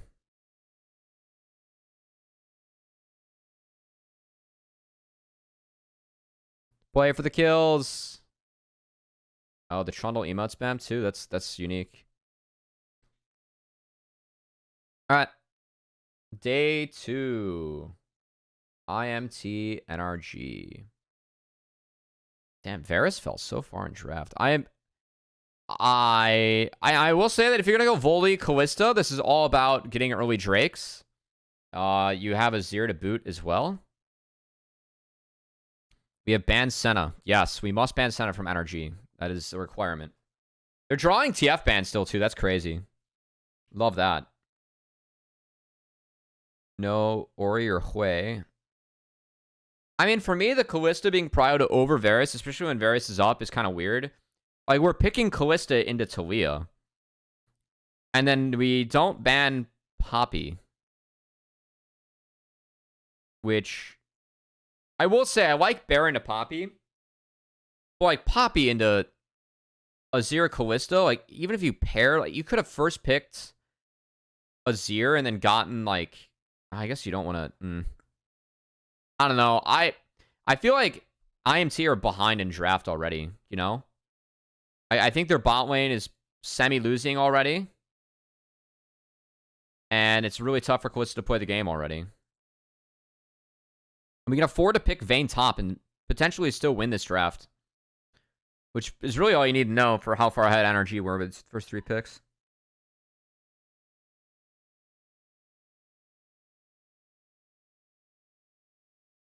I want to see what Olay's Thresh is like. I think Thresh buffs. Thresh is a little bit weird at the moment still as support. Because he's really bad in Senna meta.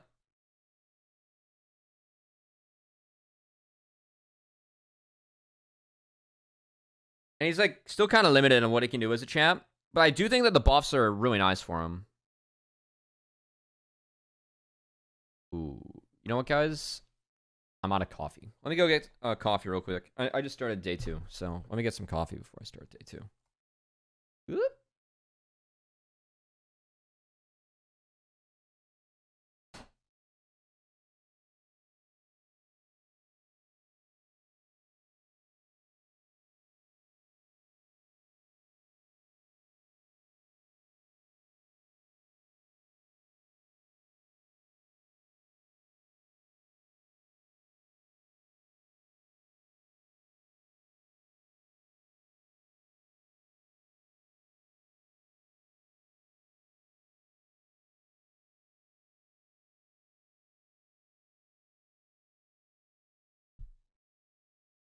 All right. I've got my fuel. Definitely needed the coffee fuel today. Ooh. That hurt. That's not what you want to hear. Oh. All right.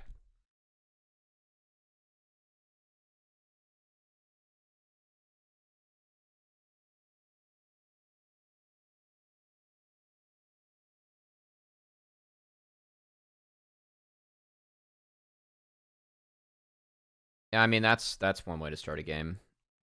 I mean, nice trap from IMT. I think Palafox wording this as late as he did was... I mean, IMT must have scouted this or something. Like, they must have scouted for this. Olay is, like, actually just, like, a fucking freebie. Such a weird way to start a game.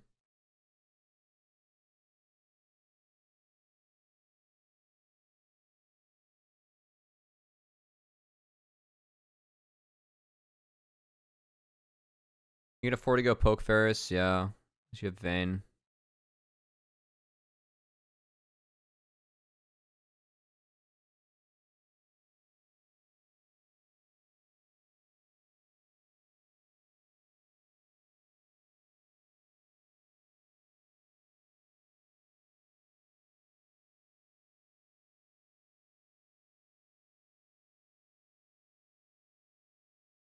Armeo's pathing the hover top.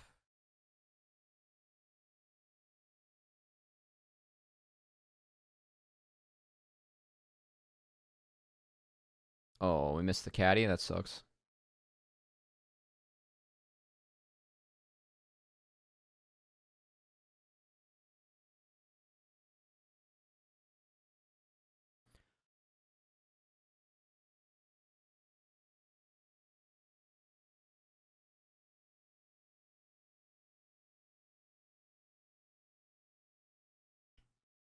And it's really good for Castle. He can walk back to this lane.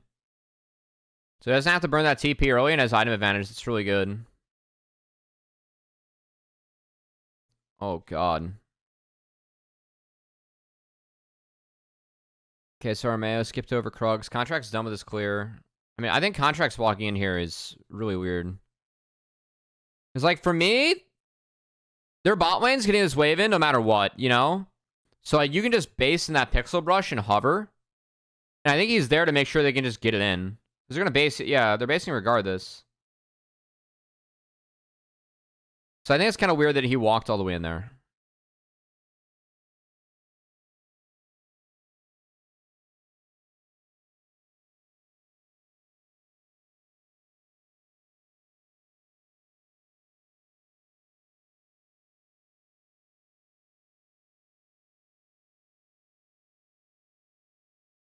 The revisit is very lit, though.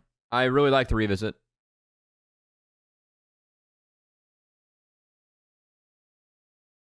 And yeah, that's really greedy from Tactical.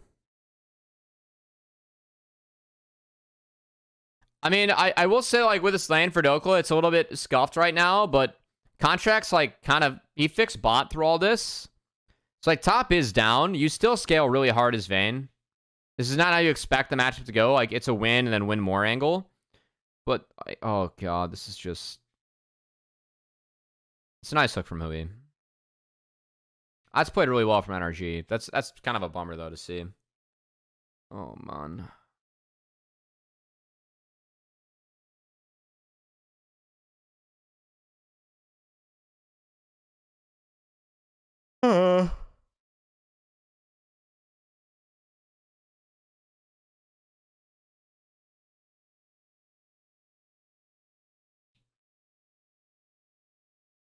I'm getting a snack for the next game.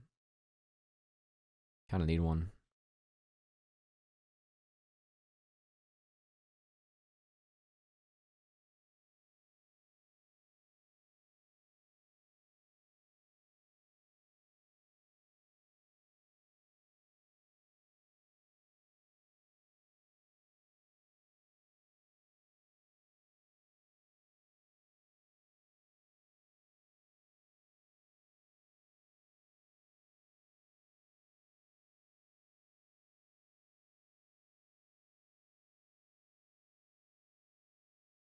All right, Armeo Bear.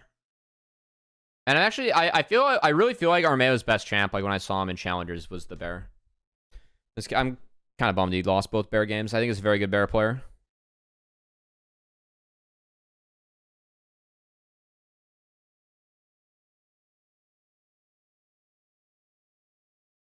He really understood the Bear Hecarim matchup way back when that was a thing.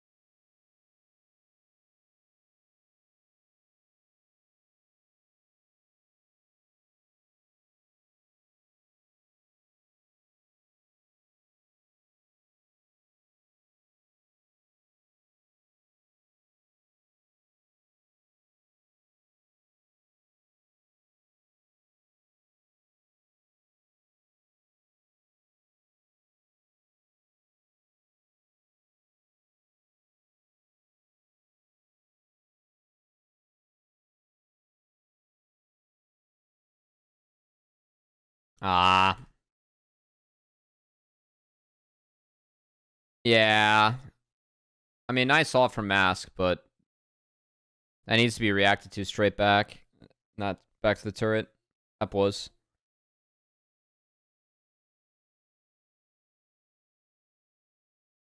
Dude, Vayne's getting a piece. Let's go.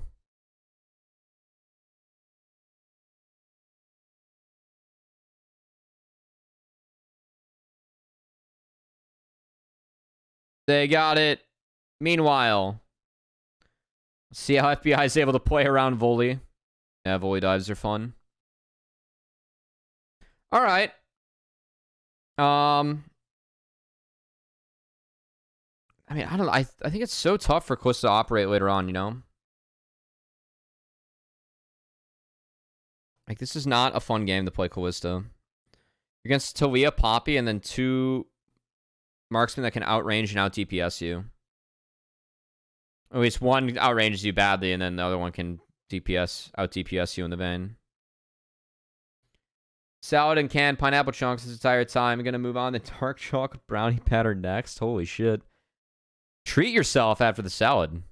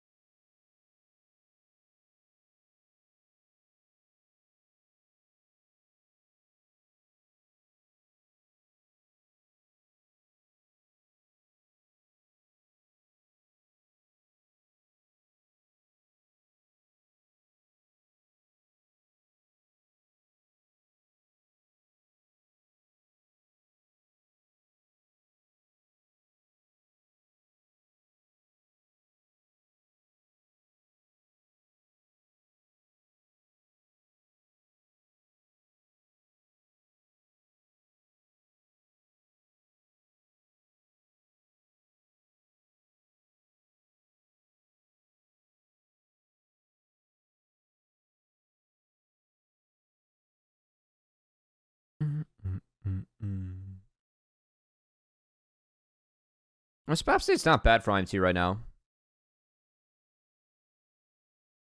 Like, their mid's up.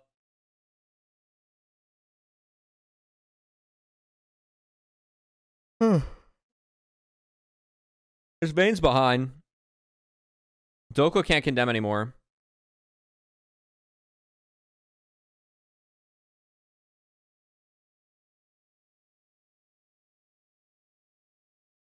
Damn, that's some nice bait they threw Castle's way, though. Dude, that Energy knew exactly what they're doing. They're like, yo, Castle's gonna take this. Don't worry about it, guys. Fuck this dragon. He's got the edge and 9 complete, and we're gonna get him. Alright. So I think that's fine for Energy. I don't want to fight right now if I'm Energy, so I think getting gold on Van like that and getting your side laner to be a little bit more powerful is a good move. IMT's answer's fine.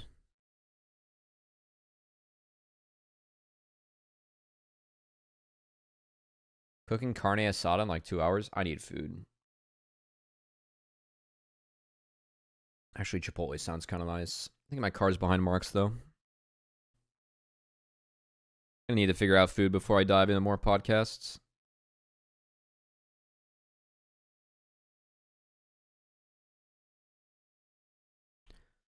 Nice hook. That's unlucky. I think Hui's got to try and buffer the dredge line through that, but I think he would have died, so it's kind of unlucky Doko got caught there.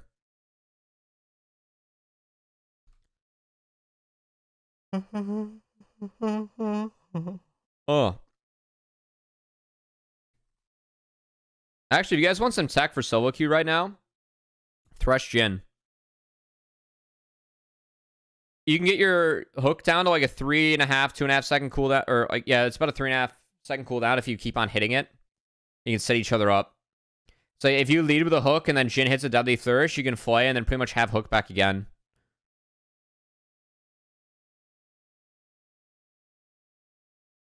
Yes. See how fun it is for Callista to play into this.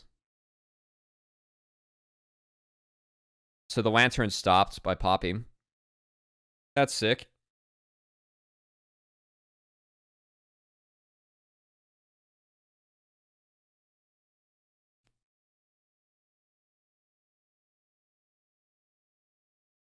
I can't be a Braum advocate this game. You kind of have to throw yourself in there.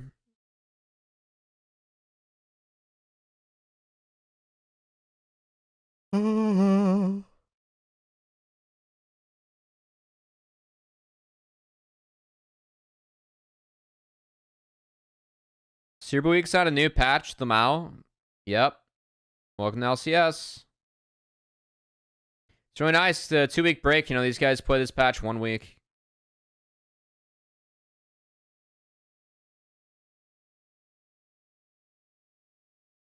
Don't worry, we fixed the problem in Challengers.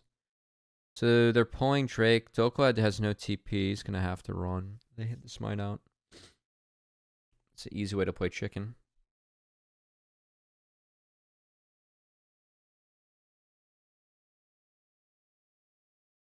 Nice poke by FBI.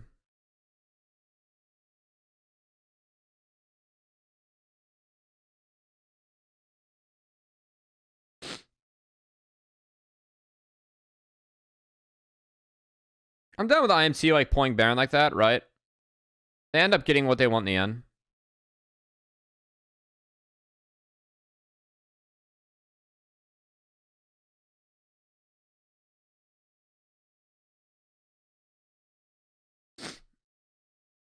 Is there a fight here?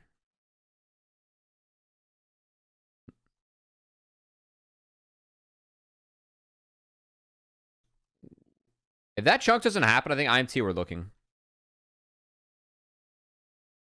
They had numbers. Because Doko was showing top wave and he's got no TP.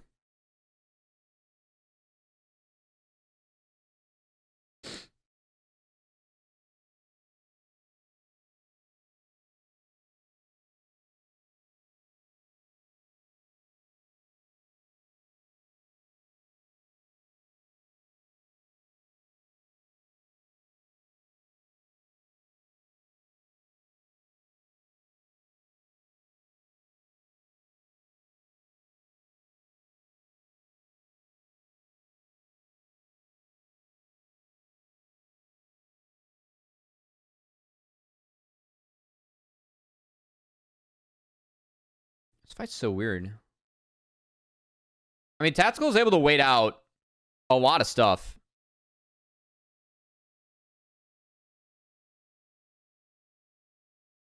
Like, he actually is able to operate in this fight, which is tough to do.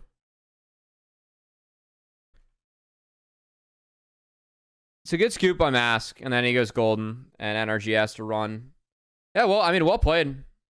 They got to fight under a Azir turret. I think NRG is overextended trying to contest after they take this objective. So I don't think who he should have looked for that one. This is well executed by IMT. It's really tough for Kalista to operate in fights, and it's a little bit wonky. Like, Tactical has to flash in, but yeah.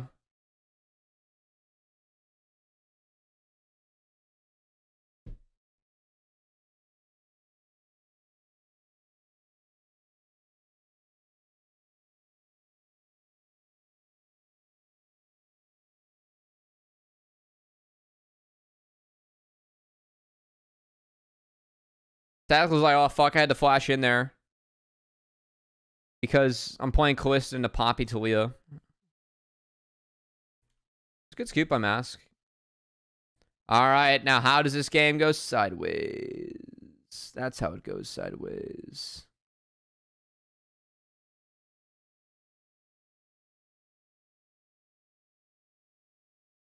Have we done C9TL yet? Nope.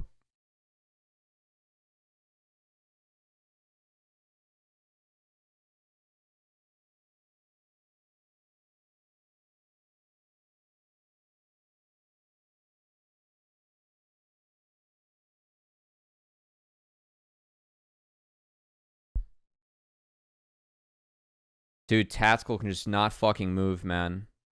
I mean, it's a good ult from FBI, right? But he gets fucking thrown around. And they still win with mass DPS. Wow. What's Mask's fight like?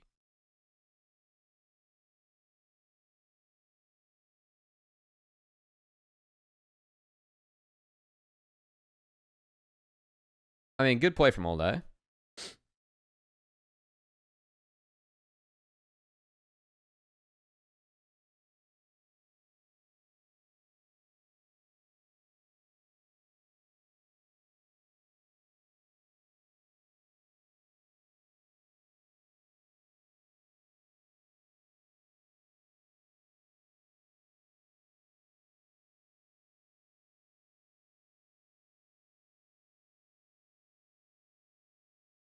What's up, Niles?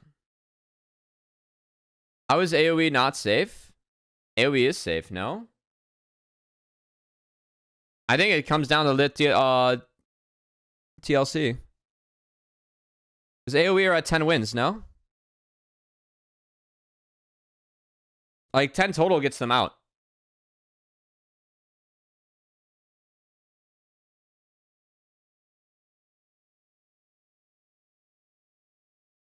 I'm doing Challengers reviews after Hotline League today, so I'll take a look then. Yeah. Yeah, they're safe. Oh, well, Leaguepedia is dumb. Yeah.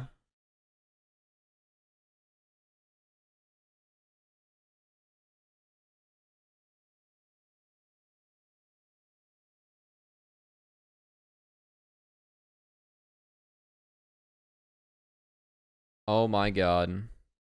I mean, this is a tragic way to lose for IMT.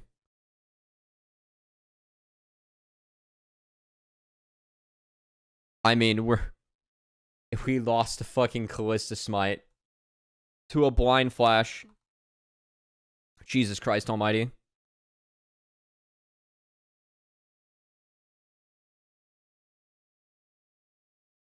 Oh my god.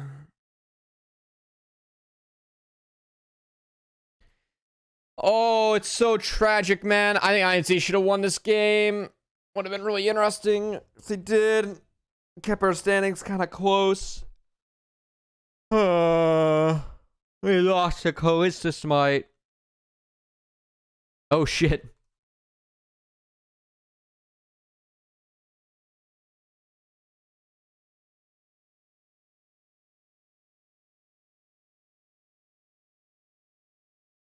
And there's a playful ways there to like maybe get a Voldibear to ult over the wall, stun Poppy, and then you can hook him back in with the Lantern. Or like to CC him up that way. Like if Voldy starts with a stun, like Thresh can go chain CC, but not the case.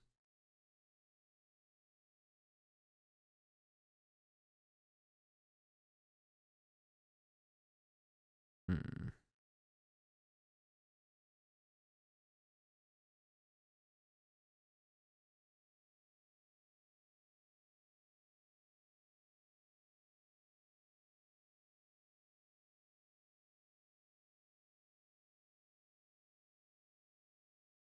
Holy shit. We went this hard mid before a Drake against a Poppy? Wow. That's gutsy.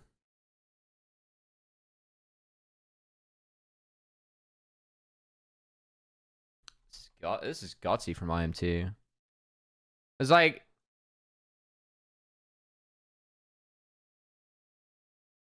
I mean, they have a Zero turret, and they're stacked.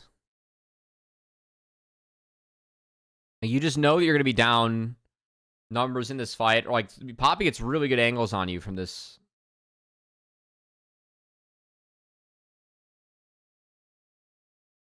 Obsterics, it's big. Redemption's OP.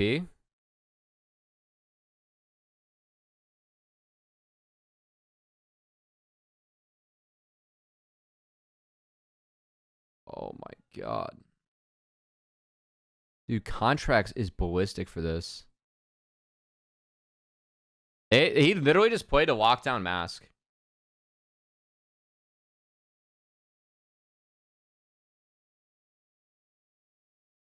And he had no smite. Wow. Oh my god. This game was a fucking absolute fucking robbery.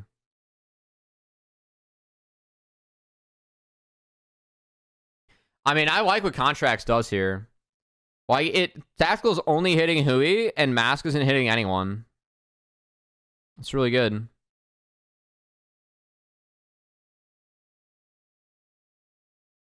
Yeah. Damn.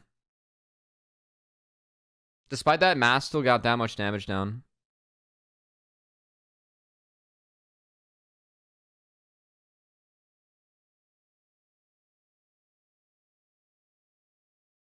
Oh, I won't be silent and I won't let go.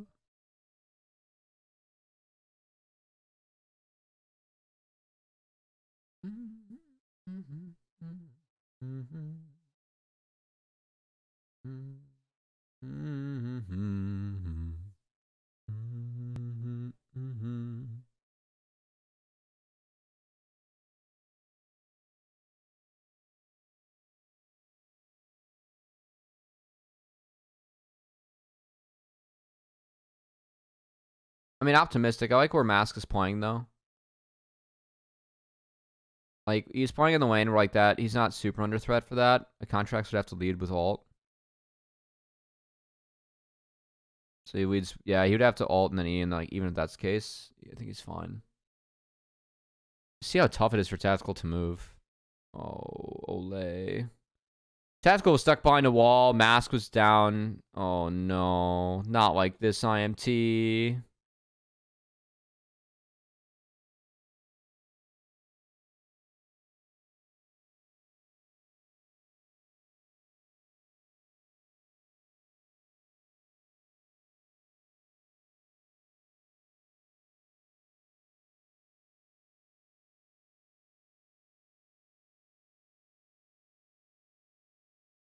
Man, IMT, like, continue to, like, look competitive and trap games in a surprising fashion. It's a bummer. Their game day one was not good. But I think some of those mistakes, like, they patch up and their game's a lot better, you know? That, like, is just IMT to me. Like, they just... Every game just feels like there's one or two things they do where it's just like the game's lost off that, you know?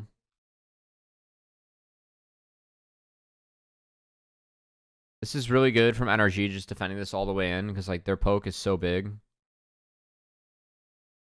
Between the Talia and the Varus. And Armeo had the ult, so he can't get in the pit now. And that's Hextech for NRG, and that's pretty much game. It's gotta be game, no? Like, just off that.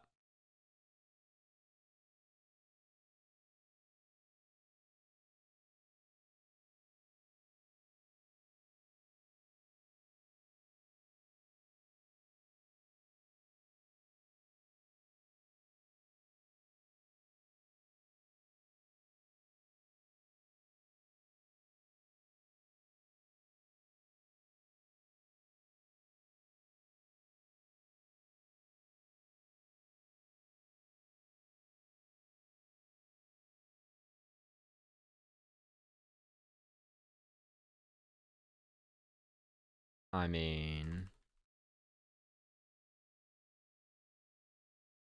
mean, we cannot be here. Like, what is this? Oh.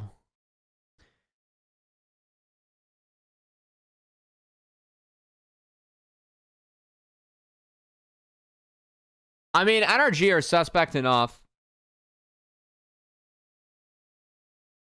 I think if you wait for anything, like, you gotta wait on this brush, you know? Like, you give him that control ward and, like, act like... It would buy Mask time to get here and not have to burn a TP. Oh, the commit from Hui is so good. They just one-tap tactical. Oh, the Keeper's Verdict is so good. We'll put NRG. I think IMT gave him a fight that NRG wanted. Like, ability to chase is real with the NRG comp. I mean, they had full combo tactical. I love the flash commit from Hui. It's so good.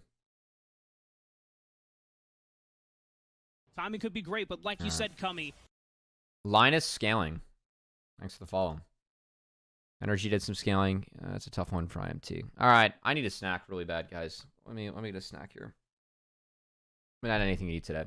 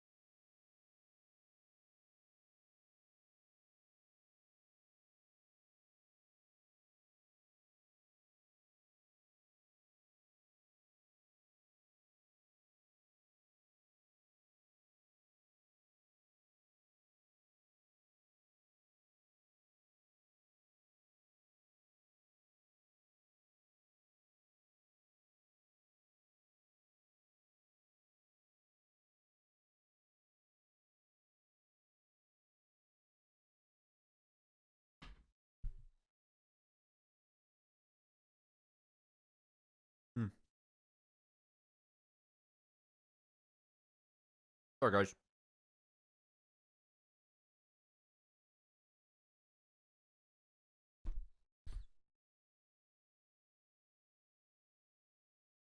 Mm.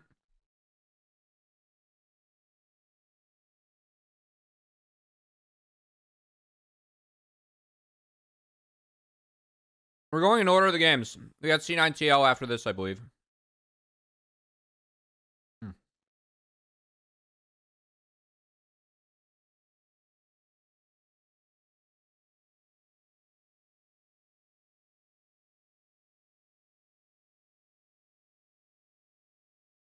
All right.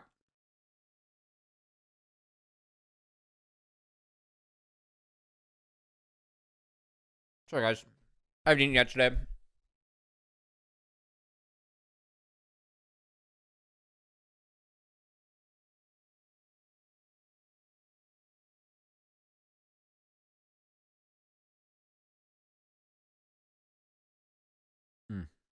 That was a great song.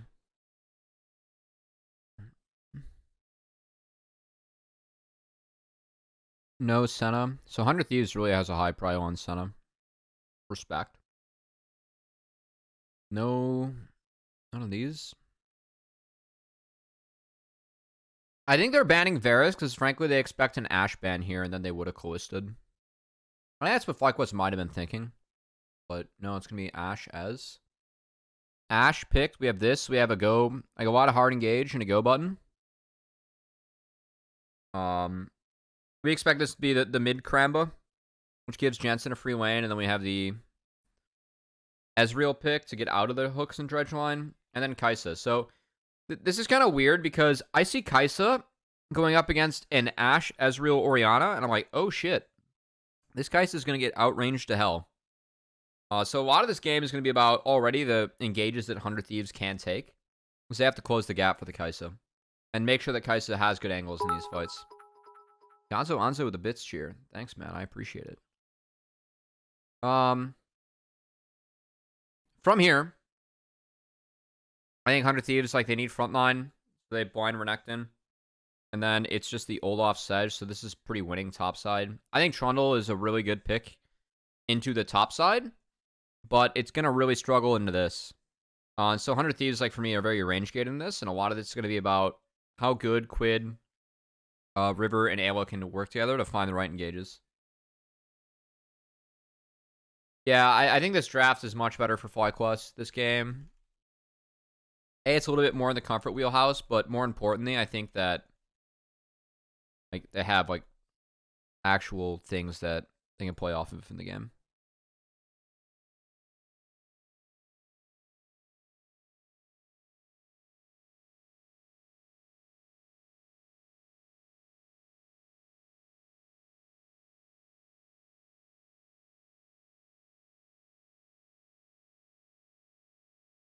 I can't believe that FlyQuest walk in to a Karma Not team level 1.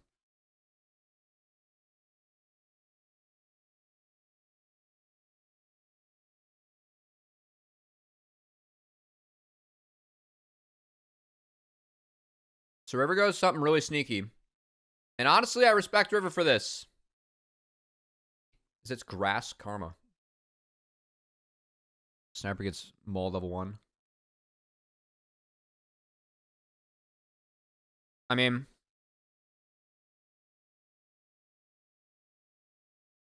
it's pretty degen from River, but I do think they need to like find ways to win this game. Kind of like that. And I'm down for it. I actually am here for that.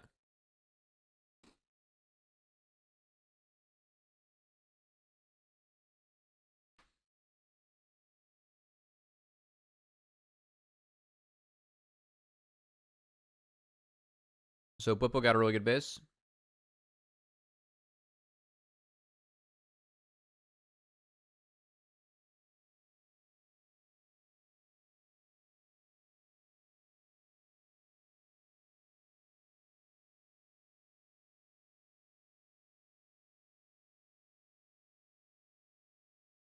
Jensen Wing and walking away is pretty funny.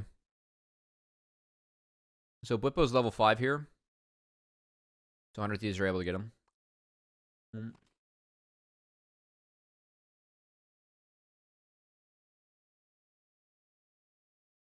River did something impactful for all 3 lanes here before his first base. That's kind of crazy.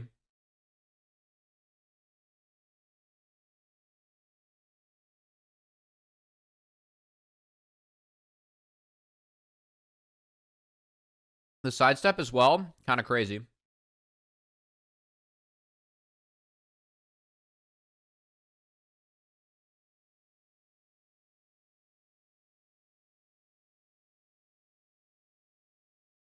I think it's the River MVP split, guys.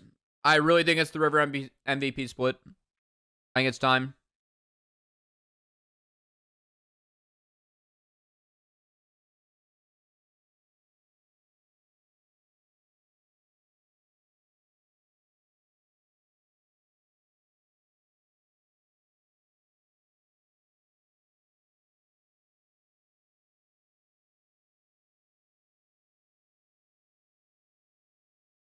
He's just one good super week away from it.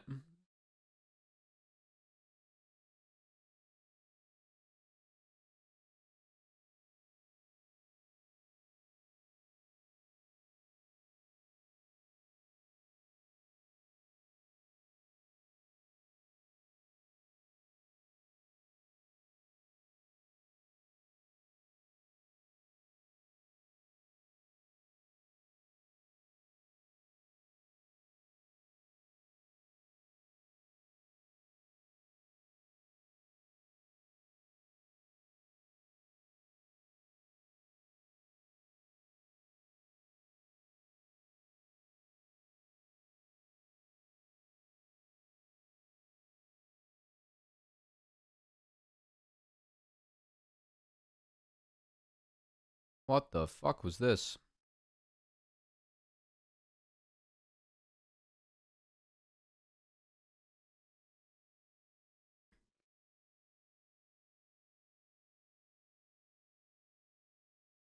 It's a good arrow from Busio. Hmm.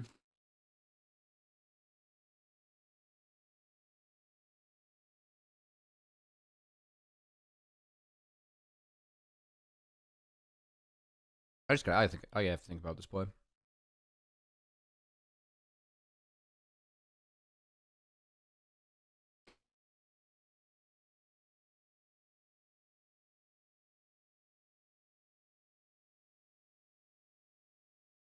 I'll give Inspired props. I think Inspired manages game pretty well. They see each base.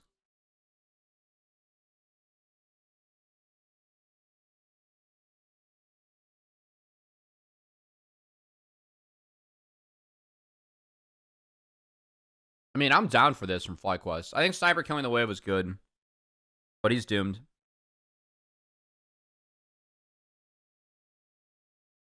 Okay.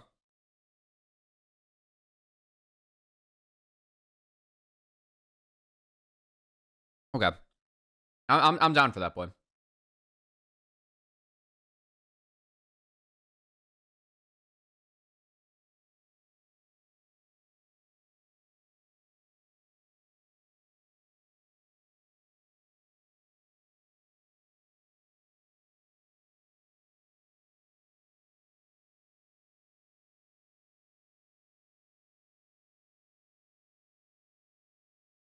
Let's put it this way, like, for FlyQuest, if their front line's bigger, I think they just win the game.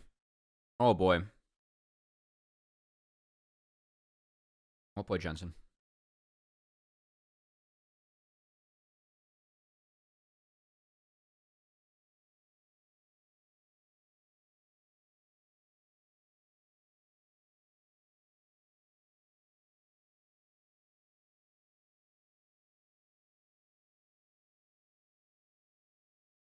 Hmm.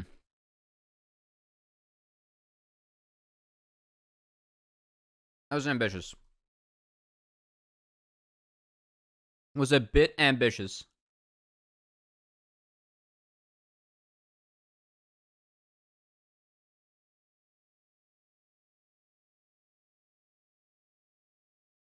Yeah, I think this game's hard. You can all... Yeah, this game's hard. Olaf is really big. There's not... The only person that can damage Olaf is Kai'Sa, and Kai'Sa, like, has to interact with Olaf at a pretty short range, right?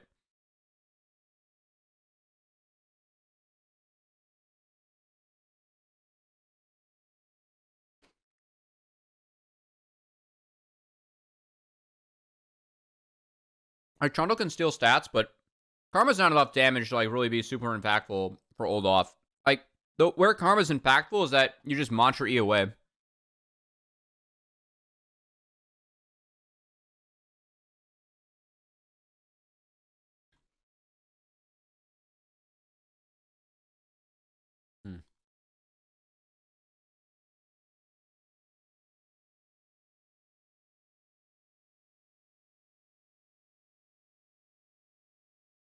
Busio and Master are a little bit split here. Like, Master's still on the wave. He's not able to instantly follow up on this. He doesn't have ult, and the play's not there.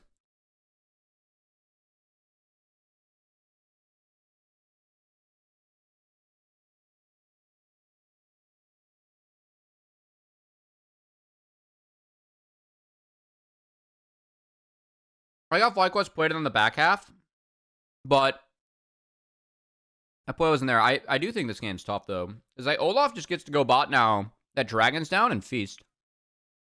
Wow.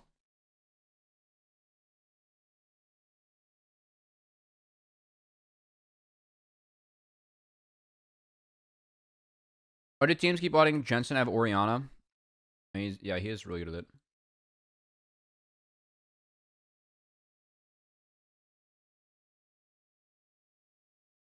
it. Other stuff more important to ban in the meta.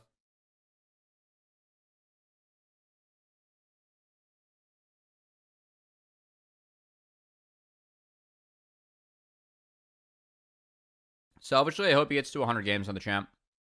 I think he's 2 away now. That's really cool. Play 100 games on a champ. All right, welcome to the league, Sniper.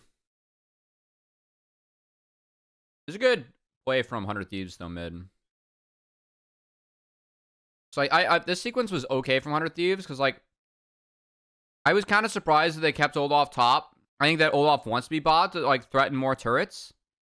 So he TPs, and they make a cross map, and then they insta-answer mid, which is pretty nice. The mid play, I like a lot from 100 Thieves.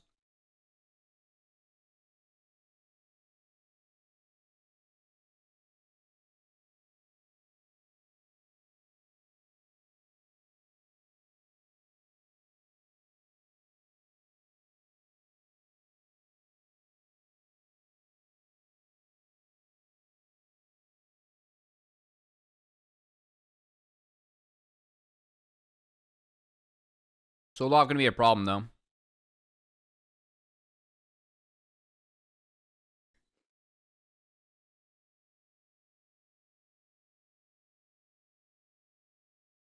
It's a really good flash from Jensen. Yeah, I really feel like the FlyQuest Soul Laner just kind of got the best of their opponents in this one, you know?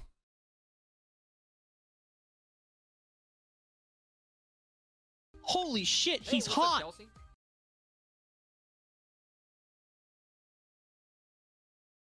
Dark Tarkonis. Thank you.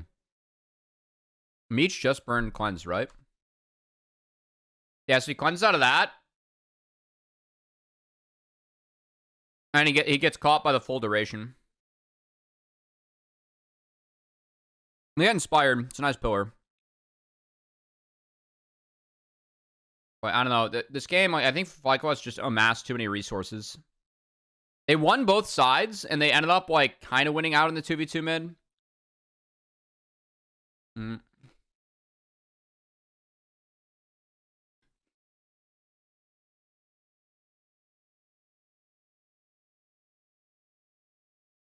Like, because pretty much, like, by mid being quiet, getting Ori to this state in the game is big. And a lot of that has just been Blippo.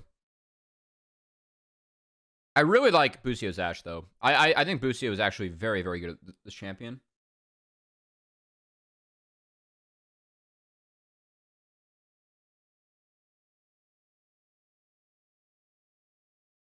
This angle from Blippo is great.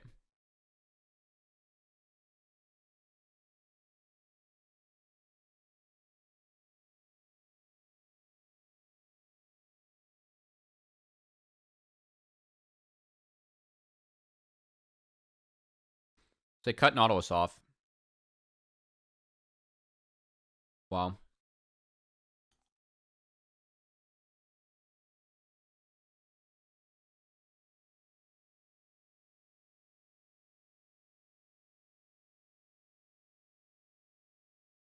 This is really good from FlyQuest. And Bwipo just forces AoE off. So 5v4. Busio ults River. Bwipo ignores him. Gets the Kai'Sa out of the fight. And there's just no damage. Wow. Really good game. Really good game from Bwipo and FlyQuest here. I think Bwipo Busio played really well. It's a good team win, but... How on league today is an Arrow, Kelsey, and I. And, of course, our wonderful host, Travis Gafford.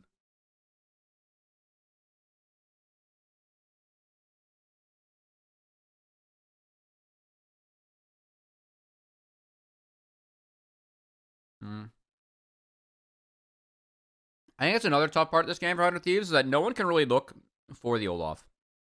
Like, no one can look for Olaf. No one wants to, like, go find Olaf in that scenario, given where Olaf's at in the game, you know? On the flank. Like, you have to try and mark the Olaf. Trundle's the only person that can really do it. And that feels bad having your jungler, you know, leave a pit where Dragon's being hit to find an Olaf. So. That's hard.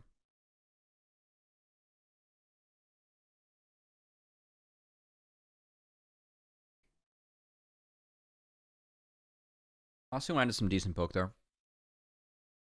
The Kai'Sa Ezreal matchup's kind of fun.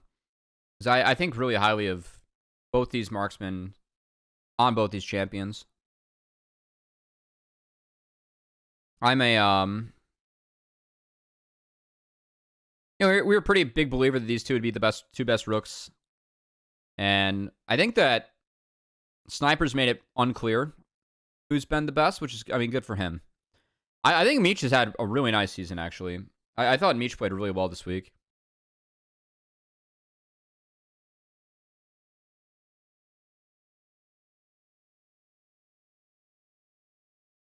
The setting game was fantastic, and I think this is a kind of a tough draft for him to pilot, and he did his best.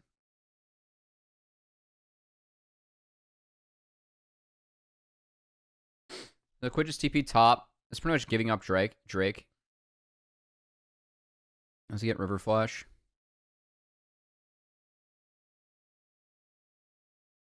And Busio's just pushing people off.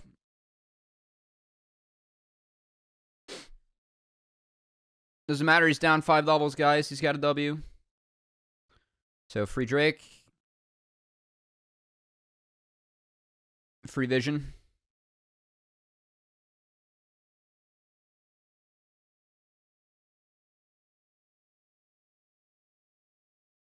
Alt Sniper as he lands. And then Bwipo gets to... Oh, boy. That's a nice one from Jensen. This is a really good fight from Masu, too.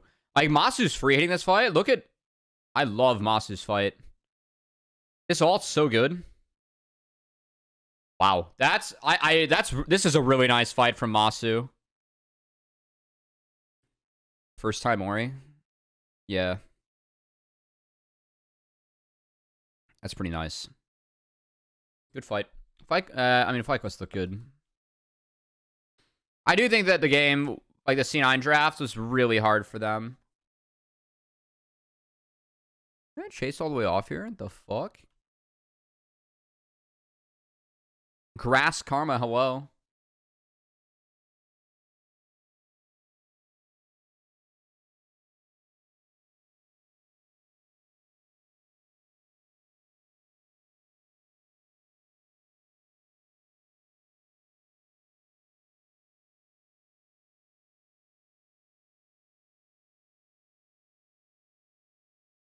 Well, Busio dies, but that's, we see it, they get knocked back.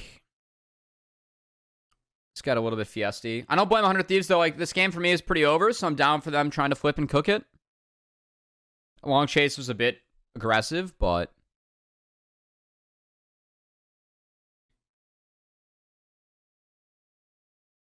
I'm fine with this combo from Masu. Just the E was bad. It was a really bad E. It's fine. His team's got him. I mean, the combo on the river from Moss is nice.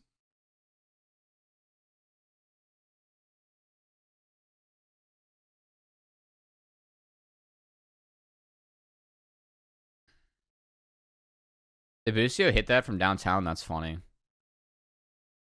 Damn, Busio's Ash has fucking Vac on for real.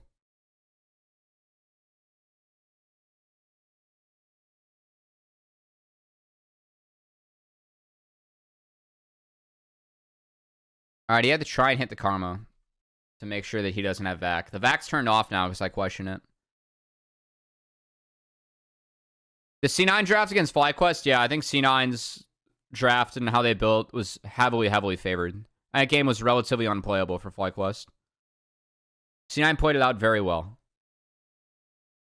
But I think that draft makes things very difficult.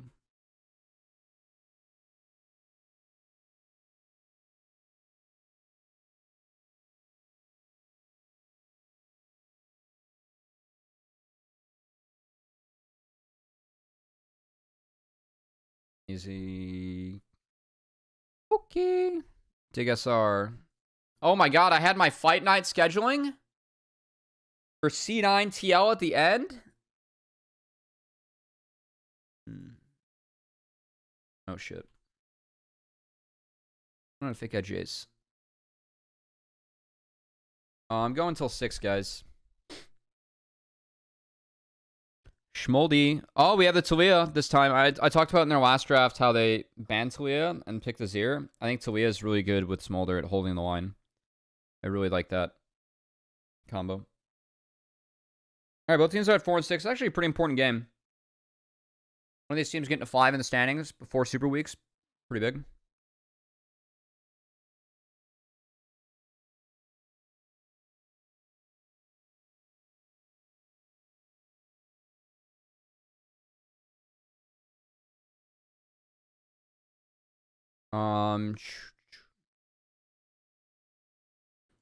Lucian Nami again for B-Boy Zazel with the Hui. The Bear for front line, and then Jace behind. I mean, I will say that, like, I think Jace is doable this game, but it's kind of tough into this. But you do outrange this pretty heavily with this combo, so I'm kind of in. I'm pretty in. I just think that SR have to play really disciplined and make sure, like, they really hit their timers early. I'm okay with this draft, though. Like, you have a winning mid and winning bot, and VoD can do work. And in theory, top couple items in, like after one item, should be Jace.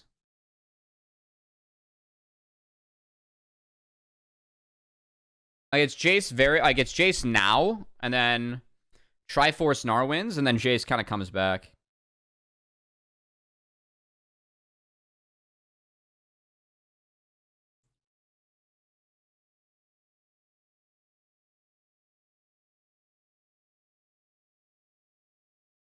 So we AoE clear for Exu. I will say, I really like when the bear starts AoE camp. I think that bear should start Raps or Wolves if we're playing for the bear. So I'm curious what Boogie's plan is. I assume that he is going to spend a little bit of time. Oh, he had a ward. All right, that's nice from Boogie.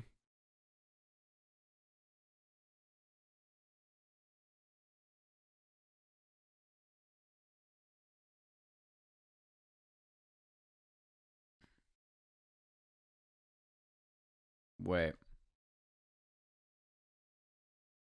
Oh, no. Oh, B-Boy took 2 tower shots? That fucking blows. Bad Q, I guess. That hurts a lot. Wow, that's really big. I mean, they still get decent recall, but that... Like, they can't force Tomo off anymore. That's really big, actually. And then, yeah, they get a good reset and return. All right, well done.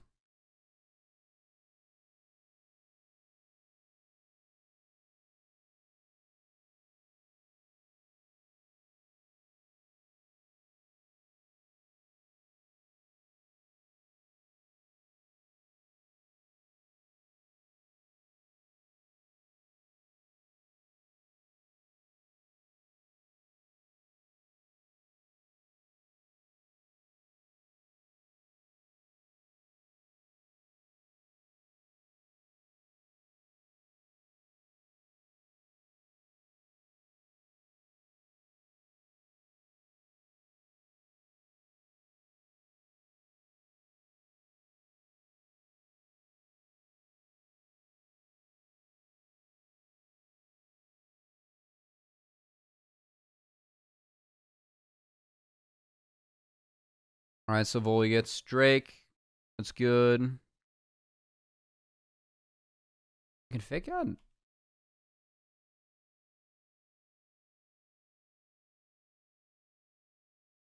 Oh, he's got phase rush now.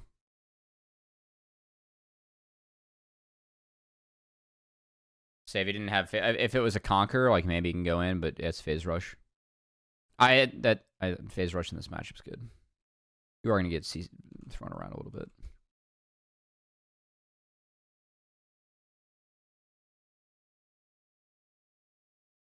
All right, so fake out gets most everything. That's fine.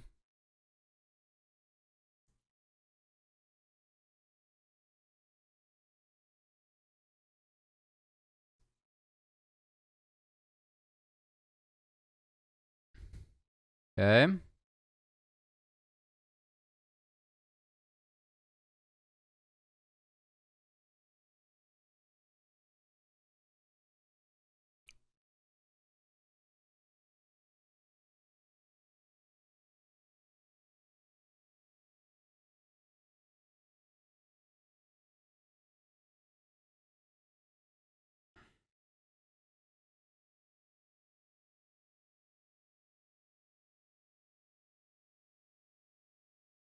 I mean, Dig's like kind of stabilizing this game. Like this lead for SR is not enough. Like Dig have the grubs. SR got first Drake, but it's whatever. And timers are synced. I expect SR to get the next Drake. I don't know, this game's kind of quiet. Ooh, it's the not Sundered Sky volley. I kind of like Sundered Sky and volley. I'll be honest. I think that you benefit from a lot of the healing. And I think that you have 3 targets you can hit this game. So I'm kind of down for it.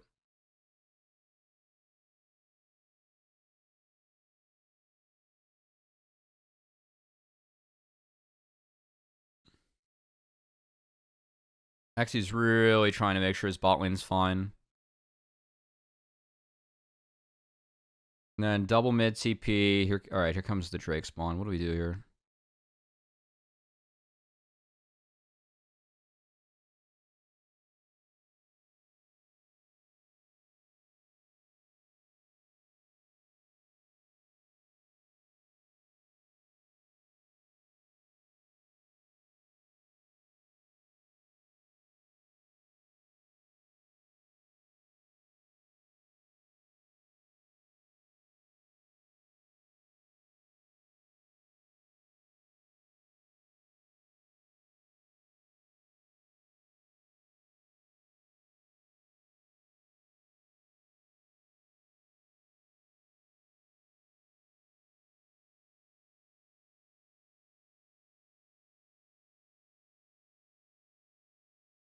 Whoa.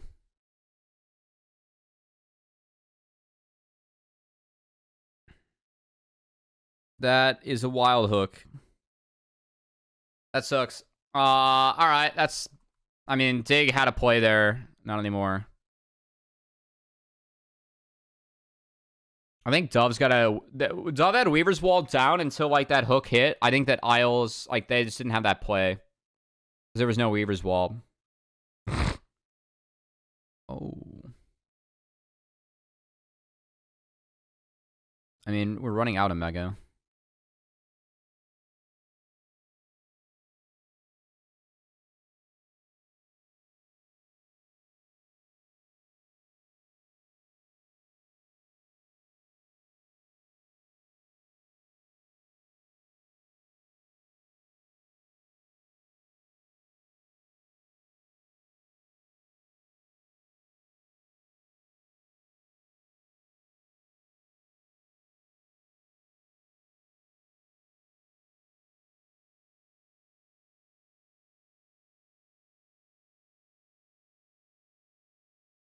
I mean, Dig didn't get the grubs. Let me, hold on. Let's go back. Let's go back here.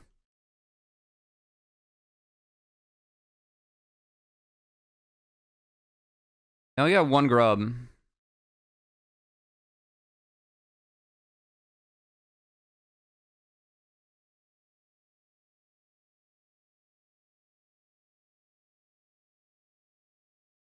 Yeah, I mean, XU doesn't get a grub.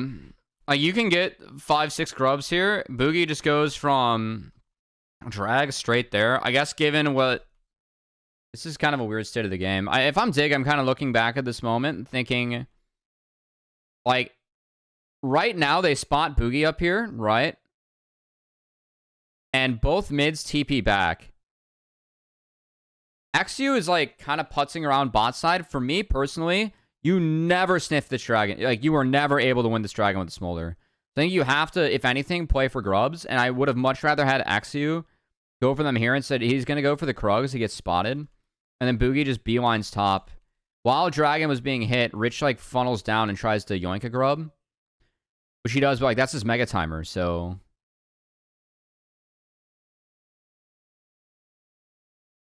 And that's how they end up going for this bot play that just wasn't there. This is kind of awkward from Dig. I think that if I'm Dig, looking back, I definitely think about how I could play that one better. I think that for me, XU, like after he hits those 2 pinks, should go straight to the grubs and do it while Rich has that wave in. And just completely drop the dragon. Because also, like, this point in the back half just wasn't there because Dove didn't have Weaver's Wall, regardless of this Isle. Because, yeah, or no, Dove does have Weaver. Okay, never mind. Dove has Weaver's Wall. He needs to start this then, not Isles. And this needs to be coming in now. They know that Insanity doesn't have TP, by the way. This play is doable. This play is 100% here. Okay. This play is 100% here. Sorry, I thought I saw Dove's Weaver's Wall coming out. No, this play's fucking here. We're 11. Go. Damn. Just a hair weight on this. I think regardless of... I mean, there is... I will also say, Dig's bot lane should not hit the wave like this. Dig's bot lane needs to make sure that they can make this play as the wave's getting in. So this is like, yeah, this is so close to being there for Dig. They fucked this up at like team wide. You know, I really think that they have a play on this wave. Boogie just he just beeline topside to protect grubs, and Insanity just based to hit item on time. This play is fucking there. Isles and Tomo have to chill on this wave. They need to zone them off the wave and then get it in by the time their mid and jungle are here. They got it in way too early. It's really bad. I think it's more so on Tomo Isles, honestly. I think that XU Dove played that really well. And Tomo and Isles just need to fucking chill on the wave. That actually really sucks for Dig. That's a window where you can really get that bot behind. You can get your Smolder, like, going, get him at least, like, maybe even first brick. I mean, like, plates just fell, or, like, we're falling on that play, right? I think they missed out on a lot there.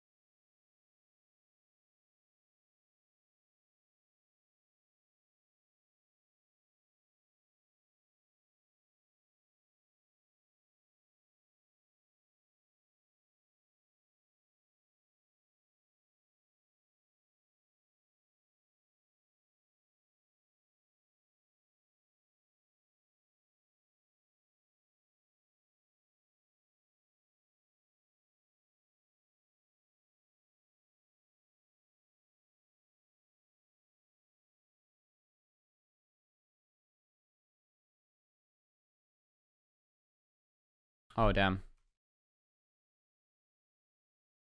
I mean, welcome to Volibear. Dove gets the full fucking volley experience here.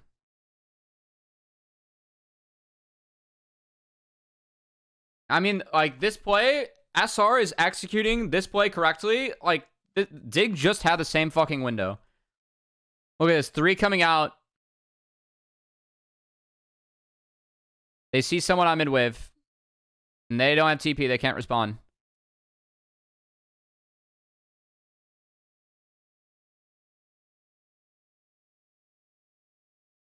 Well played, Boogie. Honestly, a decent attempt here by Tomo and Isles. I actually respect this. Just not enough. Good attempt though.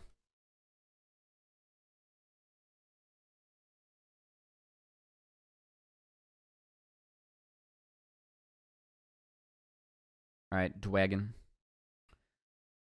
That's at least big for Dig. Like, they do take the third Drake, and they find a random kill. Boogie. I mean, this is the play. Nice flip from Dove. It's really nice. It kind of sucks Boogie goes down there.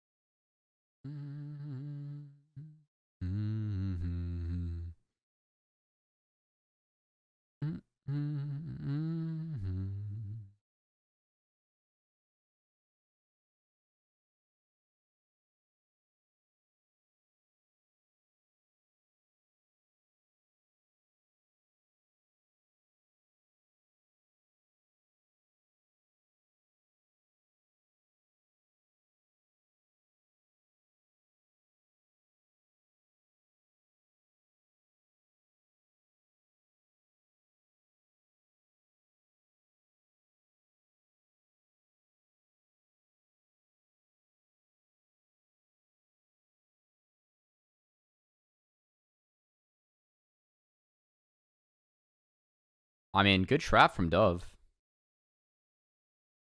That's the second play Dove and Rich made together off this, and it's nice playing to the Gnar lane. I like it. We're playing to the Gnar lane. Let's go. Oh, it's fine. It's actually fine. I like this from Dig. I like what Dig's doing here.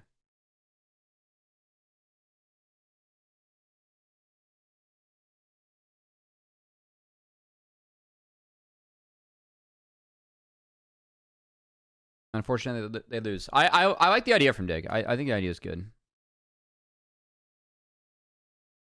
Tomo goes to catch top during this, so we can't support this play though. That's the one blower. That's a bit of a blower. And I think he just got stuck a little bit too long as they tried to get B-Boy as well, and B-Boy lived. Tomo gets some free time though. I think overall, like it's a decent idea from Dig. I like again, that's where I like the Talia in this, is that you get to be a bridge. Tomo is gonna save his sums for the dragon fight. All right.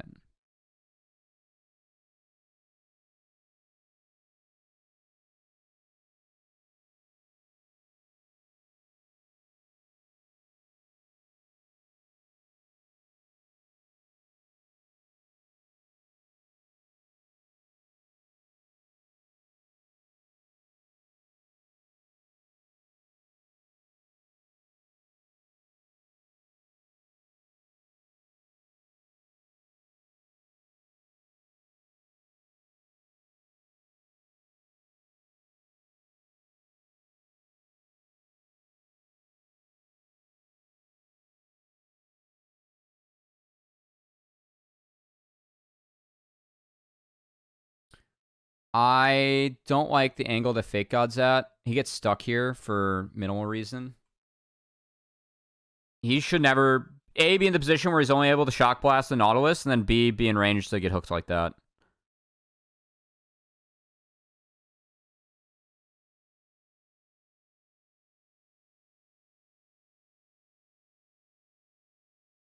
It's ways to trade, though. Dig still don't want to fight. That's fine. They got a dragon, so they bought 5 minutes in there. Let's see, actually tried to blast cone. All right.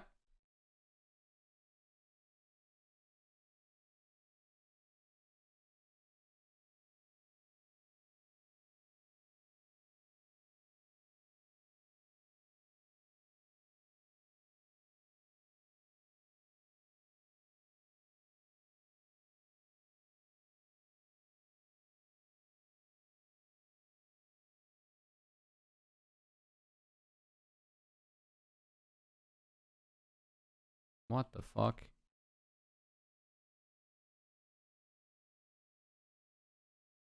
I mean, good play by Isles, but VoD can't. We don't have any vision. There's no vision on either side, and both of our solo laners, yes, we have TP up, but neither of them are showing. No one's showing on sides here. It's a really risky. Also, like, you're closer to get assists from the Jace on that other side, so VoD's kind of ends up hovering the wrong side to get that chunk, and that's bad. Oh yeah. So that puts SR in a really tough spot. That's poor. Jesus.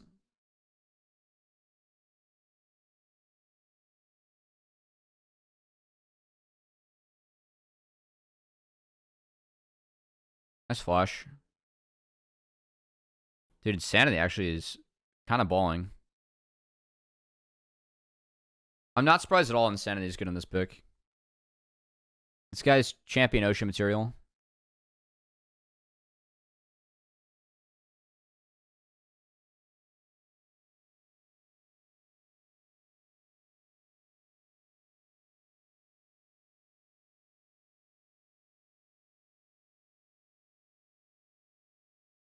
Or is it Marks who hates cat champ? Travis hates everything involving cats because Cubby wants a cat.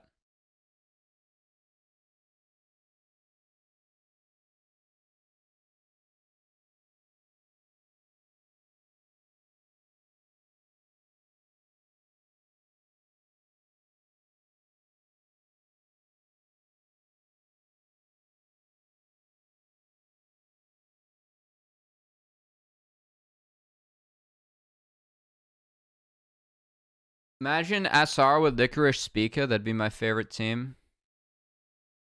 I'm surprised how highly people like rate their bot lane. Not that I think like they're necessarily good or bad. That's a really good angle from B-Boy. Oh my god. Oh, bro.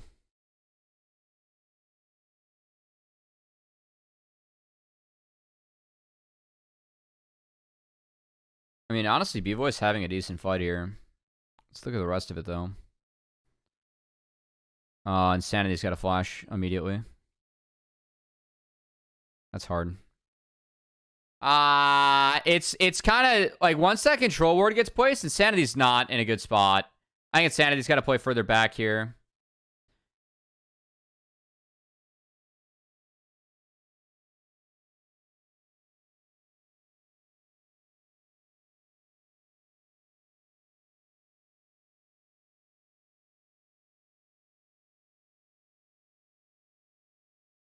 B-Boy like actually went kind of crazy.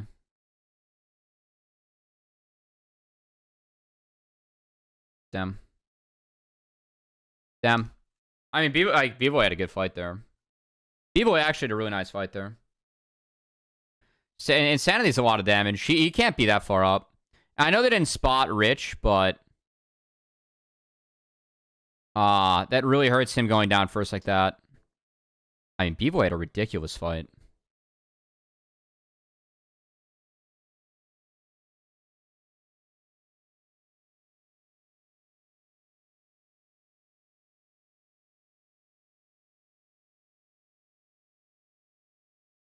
Too bad he doesn't do. Too bad he didn't do a lot of damage, you know? If he had Kraken for that fight, that could have been nice. I think Stormrazor definitely helped him survive that long.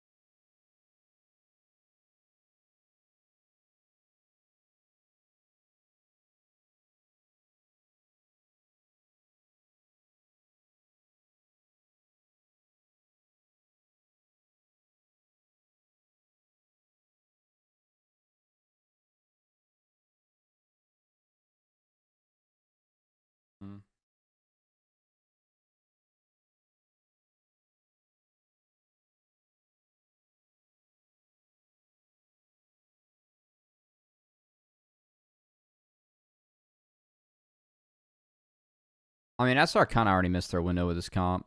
Oh, no. Not like this. I fake out at the flash immediately for that hit.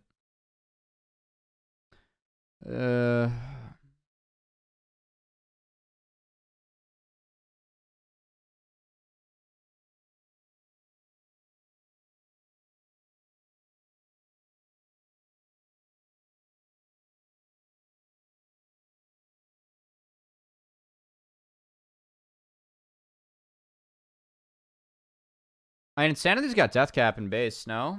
Yeah. I mean, this game really is just on Insanity, because it feels like everyone else on SR got outscaled. And it's like, how much damage can Hui do now?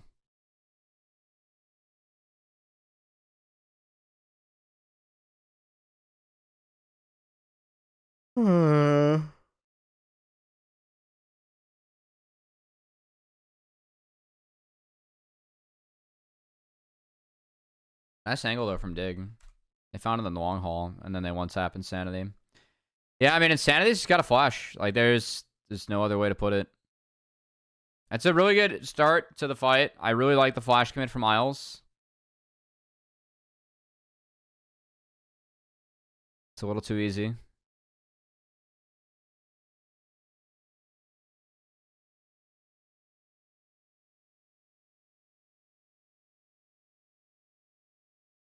At least B-Boy gets the game playing Lucian, you know?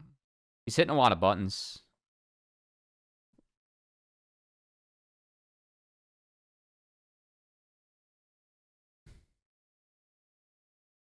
He's doing his best, honestly.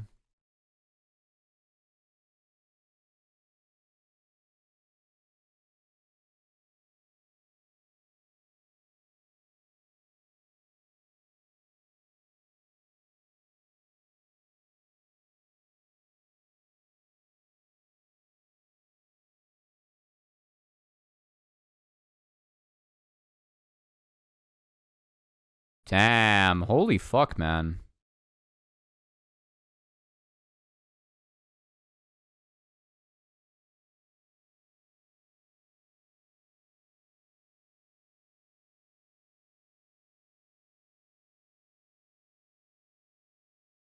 Like, even B-Boy, he flashed back there. Damn. Oh. Oh, man. It feels bad. Like, Insanity's 2 deaths were just so expensive. They really hurt SR.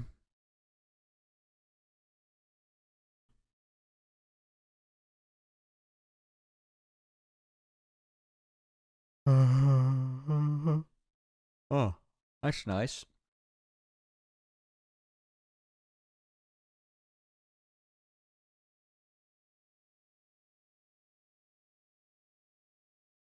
It's good from Rich. They got pop mega earlier that? Oh, it would have been nice if he did.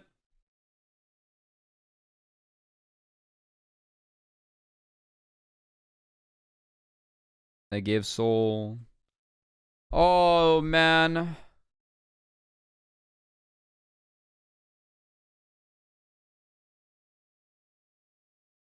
I guess it's an Elder flip.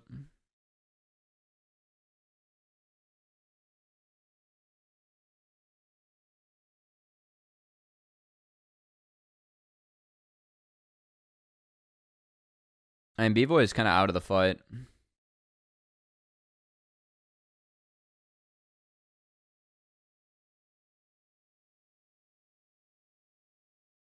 I got Boogie down, though. It's nice. Dude, this game is slow as fuck. Jesus.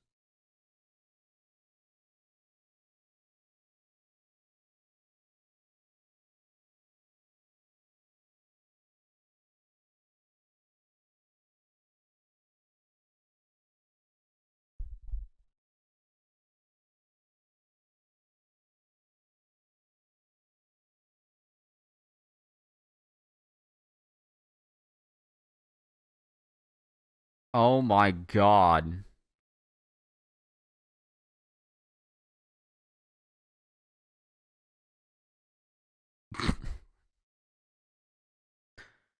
Fuck, dude. You just got outplayed.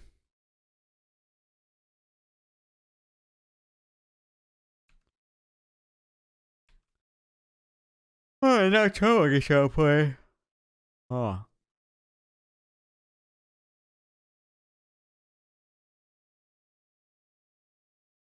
right, it's gonna be a little bit awkward. I have a meeting in 10 minutes, guys. I've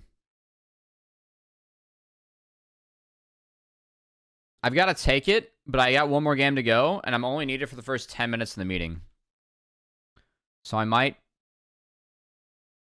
def mute.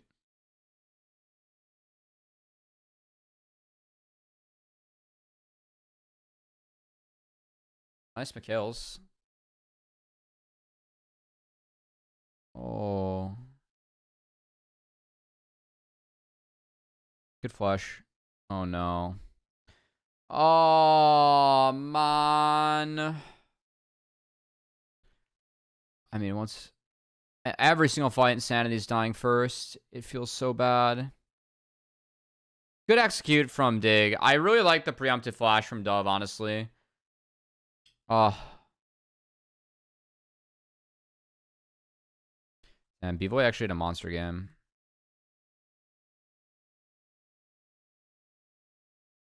I feel like B-Boy played decent this game.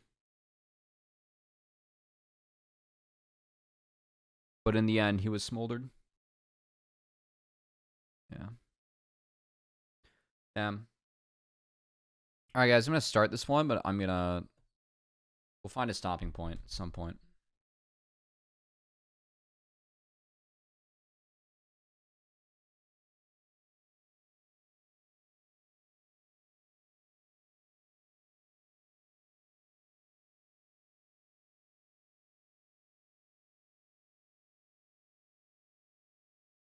Alright. C9TL. This is a long one. So C9, they respect the Senna. Keep in mind, they open with Nautilus and then followed it up with Senna. If you see Naut or Senna, you have a chance to deny, which C9 is going to respect here. Unlike FlyQuest the day before. And they take the Naut, Azir, and then a PTA Smolder, which is an oopsie, but it'd be what it do. APA gets a Talia. I will say that, I don't know how much Talia APA's played on the LCS stage yet, but a champ that he was A, quite good at, and B, I feel like fits more of his skill set, like from what I saw of him on the come up. I think APA plays map really well, and oftentimes doesn't get credit for that, which is somewhat fair because it is assumed the highest level you can play map well, but is a strength of APA's, and I think this champ can definitely, help that look good. We have a general Umti Lee Sin, Lit, and an Impact Jax. I don't think he even used his own skin, which is a little bit too bad. The J Sandstorm to Jax is interesting. I like Jace. Jace making a little bit of a comeback in this matchup. I mean, you can hammer swing Jax away pretty easily. But you get ran down in the side lane.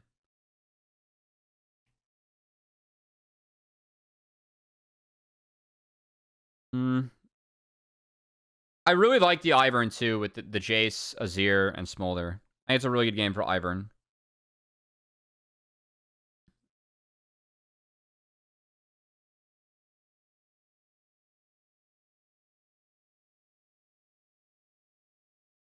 Looking back, if I'm C9, or if I'm TL, I might think about banning Ivern instead of Sejuani.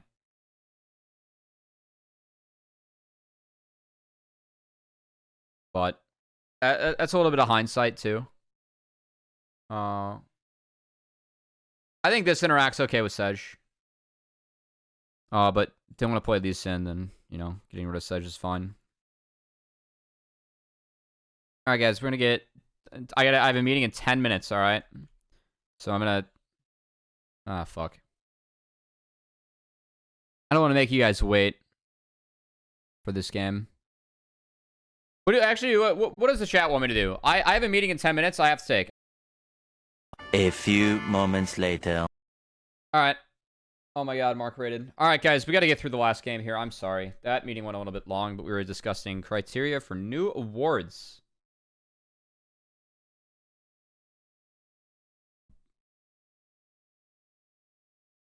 So we're going to have more than just the most valuable prospect award on challengers. I'll share that, as I feel bad for leaving you guys during the meeting.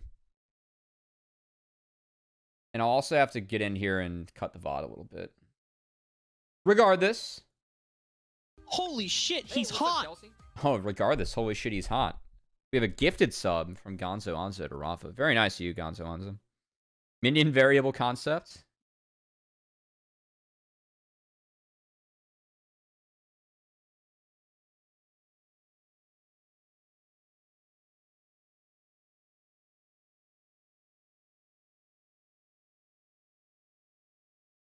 All right, PTA Smolder OP, yeah. All right, let's go. I have to get into this one quickly because I've got a Hotline League. I am back, yeah. I've got Hotline League in like 30, so I got to get through this game. And this is a long game, so let's get a move on. Sorry, if you guys are hanging here, thanks. I appreciate it. Hold on. If you guys are still hanging here. Let's do something fun.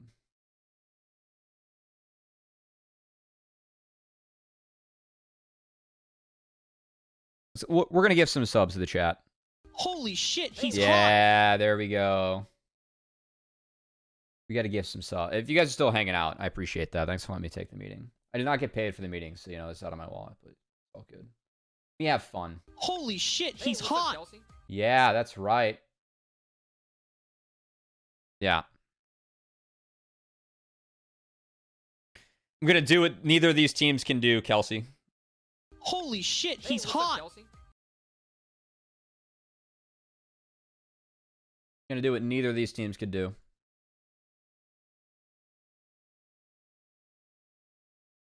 Holy shit, he's hot.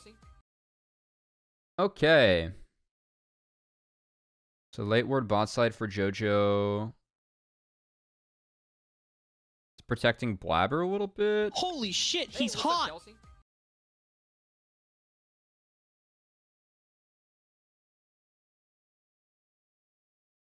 Course farming with D-Ring.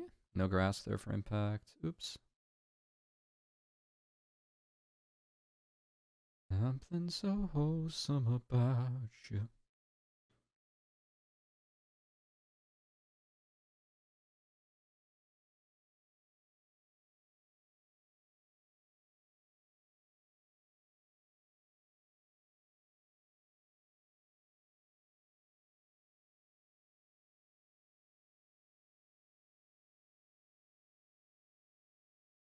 Significantly messed up level 1.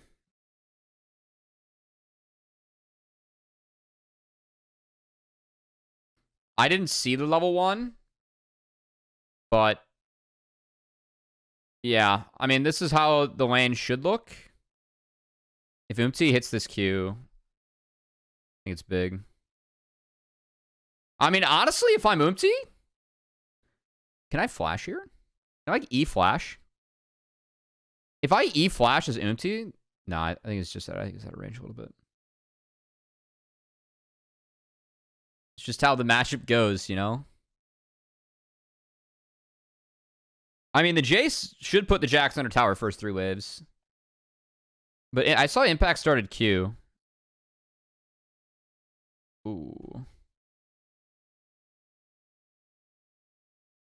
So APA has a timer.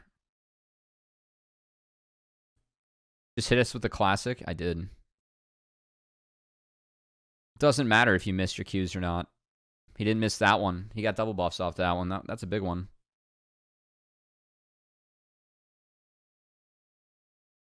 Oh, God. What happened, bot? I mean, bot's the disaster here. Because this should never happen, bot. That's not how the matchup goes, bot.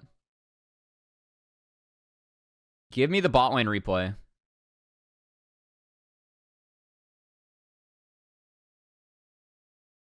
Yes, TL, they're doing the Senna Grubs rotation. We likey. Team Smolder, because Senna's a fucking abomination of a champion.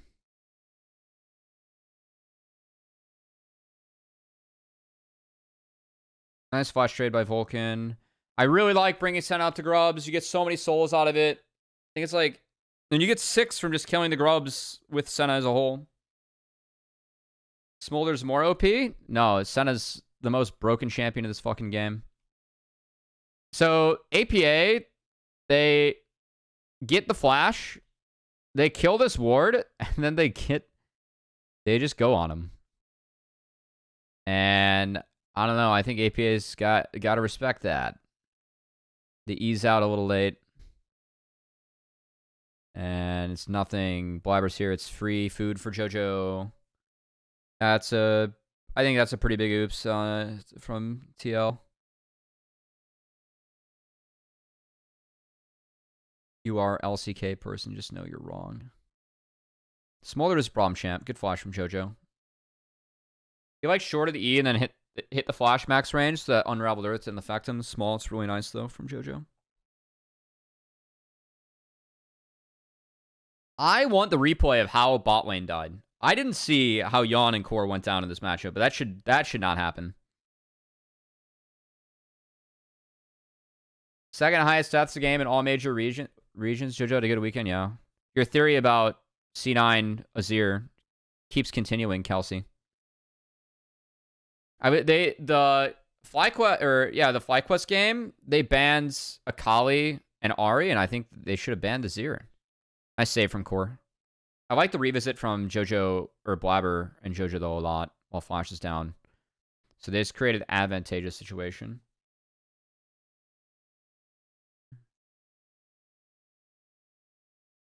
See what happens for C9 drafts, yeah.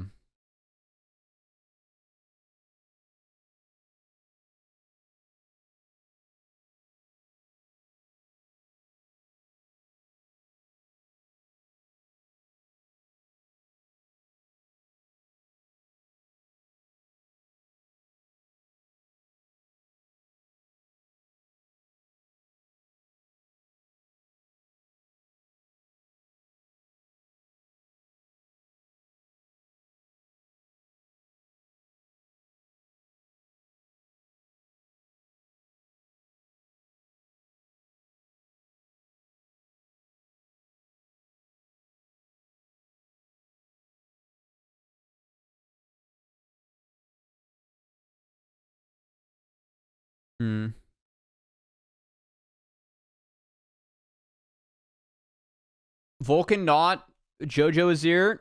Free dubs. That's the C9. That was the C9 playbook. They first picked not, guys.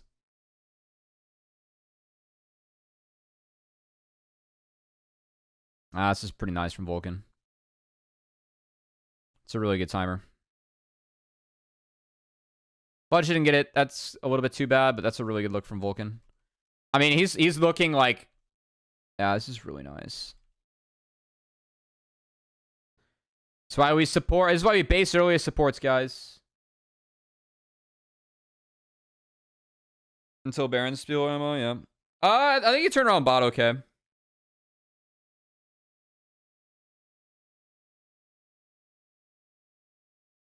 In C9 this upcoming week? I hope so. If I'm playing against C9, if I'm throwing out a mid ban, I'm banning Azir or Ori. I think these are the champs that, like, it really opens up Blabber's pool.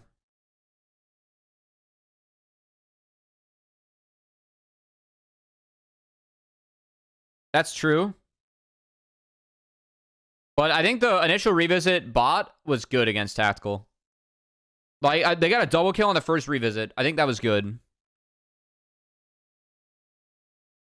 Anyway, this game. We did just have JoJo die. This was a good catch. So, APA finds JoJo and Yawn over the top. Blabber and Vulcan were hovering, but a little bit too late. And we got 6 grubs for TL, which is... That's a feels good, man. Wow, TL's going to get the only Chemtech. That's big this game. If you are able to stack Chemtech Drakes as C9 in this draft, it's so OP. All right, they got this one. I swear to God, Chemtech is so broken. Like, just some games, when you can get Chemtech Dragons, it's so broken. Like, this Soul and the Dragons to stack it are a fucking problem in this meta right now. Especially when we have Ivern on our team. That would have been really nice for TL to pick up, actually.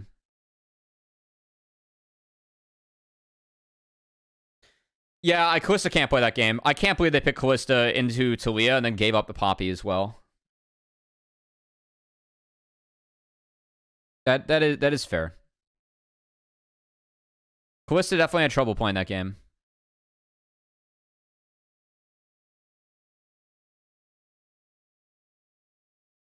What happened here? Bud should have big trade into Impact, and then it looks like he just went in again. Oh no, Impact went in. I mean, Fudge didn't have the hammer up. Like you do, even if Lee Sin's not there, I don't think you win that. If you don't have E, so that's kind of weird.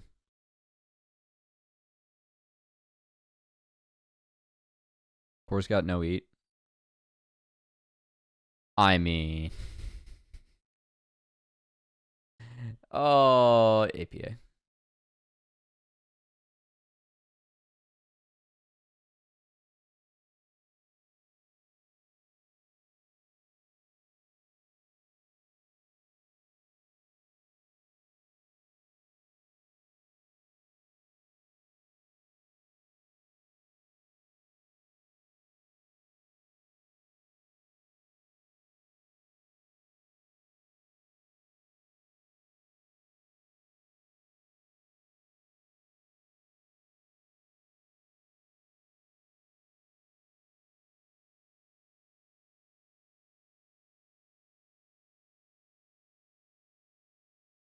It's a known 2024 Impact Doubter appreciated the Jax and the side landing. Or yeah, Impact isn't good enough to be counted on to win via side lane. I'd say most of Impact's career, I don't know. Impact's career is pretty good, you know? It's pretty hard to go against him. I will say, I'm glad that the LCS has started to fly the TL Udyr win rates, because I think that Udyr, like, Impact was the best Udyr. Like, him and Blippo, for me, were the two best Udyrs by a lot. And I think that denying that from TL is still very important, especially with no one else really playing Udyr.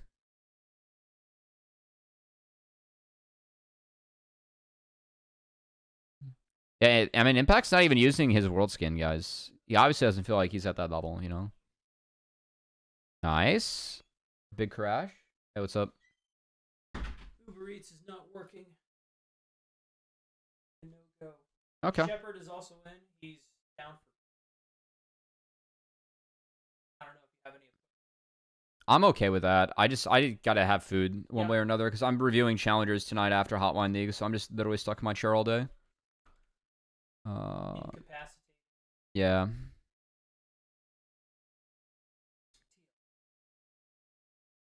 They did a nice job getting this Drake. You see episode of Pro? No. I've been doing this all day. Oh, this is so greedy. I mean, it's a really good... Like, the Blabber Q on the APA is so good. Because now Vulcan can ult. That's nice, though.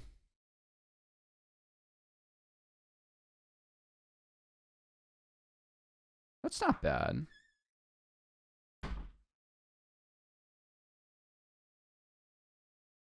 Oh. Oh my god. I mean, this game is fun. For me, the thing is, like, I think TL wants the fast base to get back out on the map and meet C9. And I think that if you don't base here and you base here, you actually get it.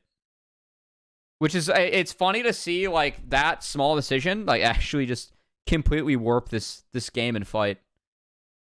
It's like, again, like, I mean, APA is not out. I mean, I like this take from Umti. I think Umti trading himself for Fudge is good. And it's a good save from Core. But, like, it just opens up this fucking can of worms. JoJo getting around Unraveled Earth is so good. JoJo had a really good game. Oh, boy. Like, this is crazy close from APA. Oh, my God.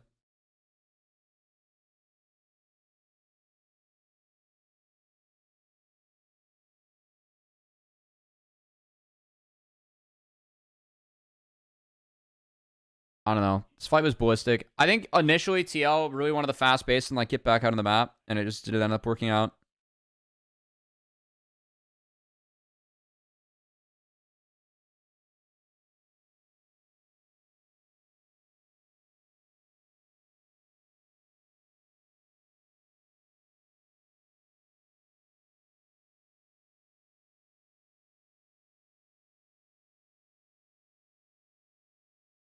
Yeah, fucking hell, dude. Umti got hit up by Baron. Oh, it's that was pretty funny and kind of unlucky. This is really good though from TL. I really like this from Impact and TL. They remove Naught before he hits Aftershock. The wall is a little troll. I think APA wanted this wall to be... I think APA wants this wall to be here.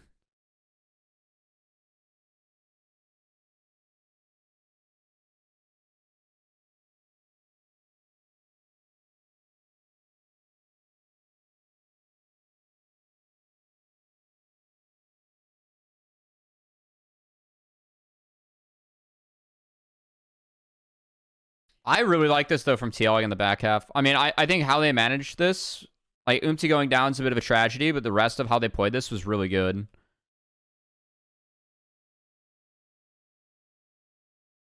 It's like, I mean, the Eat having to be burned early sucks, but again, from here...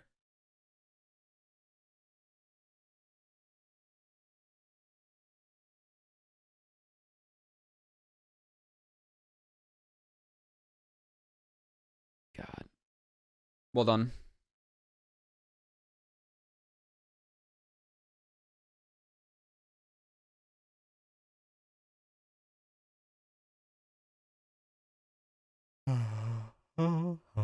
Mm.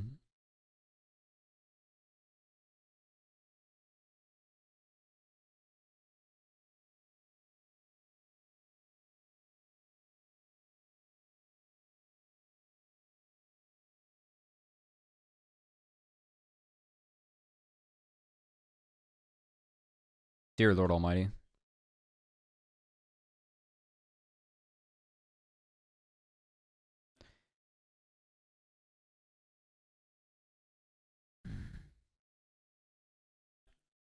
I mean, APA is there. They just kind of forgot about him.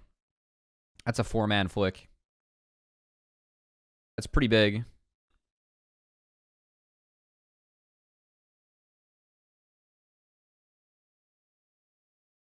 APA had a really nice fight here, too.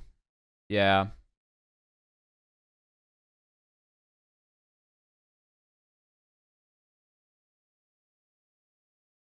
How did Emperor's Divide miss? It hit.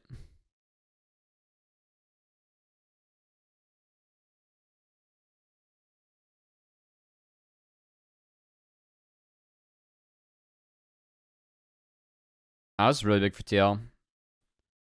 I think TL fought really well 2 fights in a row around that Baron. I mean, this is a little bit lucky. I don't know why C9's flipping this, though. Like, they have a lot of scaling this game. Maybe they're just worried about getting outranged. I don't know. JoJo just wants to be T1, you know? Oh, this is a sick-ass TP. That's a sweet TP.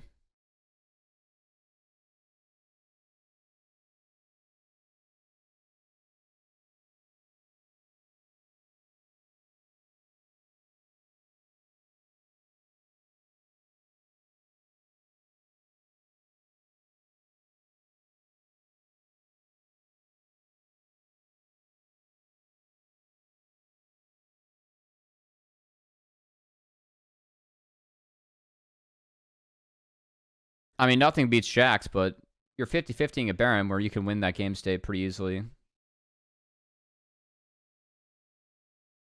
You have Smolder to lean on, and Ivern.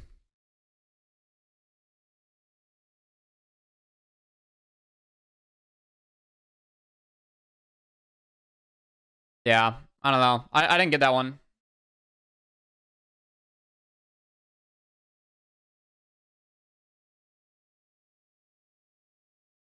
Standing in a ward the whole time, it hurt my soul. Oh no.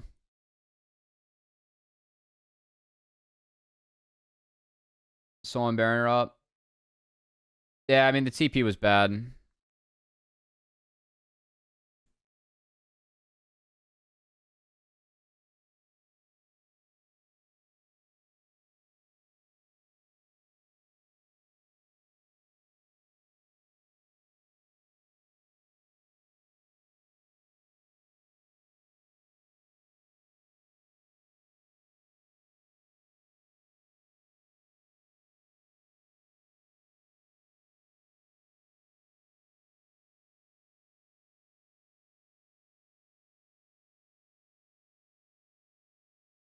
Yeah, that's the one.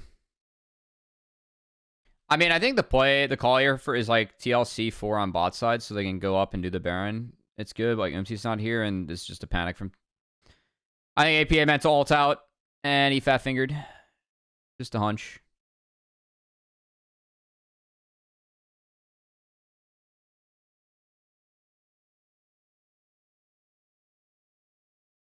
Because I mean that kills a lot of momentum. Could be great, but like you said, Cummy. Rambling FC, thanks for the follow. Yeah, yeah, you're right. The TP mid was really, really bad too. Yeah. Yeah. Oh.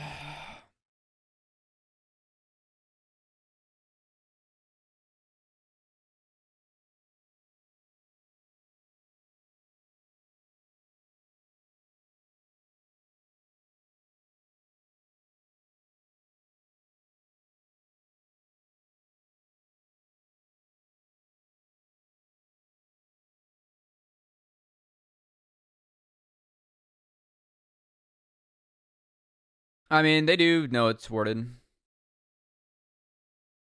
Like, Impact spotted that. I think he's just waiting because he can play both lanes here.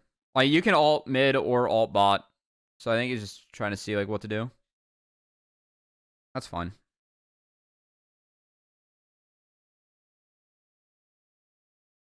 I will say Riot changed up their spectator UI. And there's some info missing that I miss. Like, I like when I can see the teams pinging the other wards. I like to know if a team like has a ward down or not. And I saw someone also complaining that team fights are hard to follow without the CC bar being up. And I agree with that. I think that they need to reincorporate a couple things back into the UI. Ah, see? Okay. Okay, we still have those. We still have those. Damn, I guess no one pinged that ward. I thought they saw the ward go down. I mean, props to Vulcan sneaking over there, but Impact should have pinged that.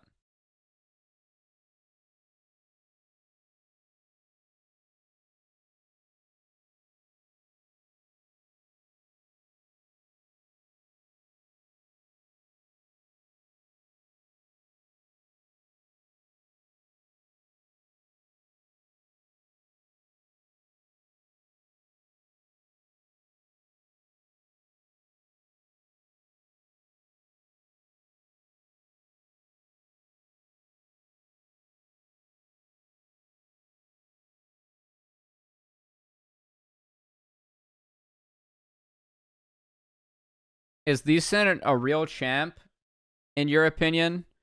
Yeah, it just depends on how good you are, Lee Sin. Lee Sin's fun to have in the game. That champ should not be above 50% win rate for the player base. There should be players that make it look really OP. Lee Sin's like a core part of what makes this game great, in my opinion. Like having champs like that exist. This TP from Impact was really fucking sick. Jojo can't really join unless he TP's in, and TL find a 3v3 where they get on Berserker really easily, and now they're able to take down the rest. They split them. It's really well done. Dude, I was playing Lee in fucking... What's the 5v5 on like the different map? Nexus splits. Yeah, Impact TPs are really good. I was playing Lee Sin and Nexus splits and having so much fun. I was playing Jungle Lee with whatever Mark wanted to play jungle. It's a good time.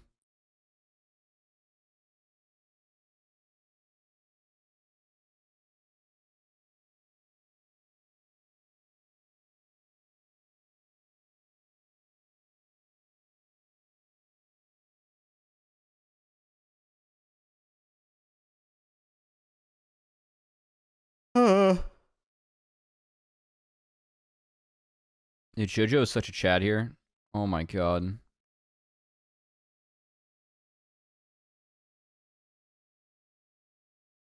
I mean, I think it goes without saying this take was too much from TL. I think if APA got off and went for more of a max range flip, maybe he just gets the flash and doesn't lose his life in the process. So I think getting off right when you get over the wall was key.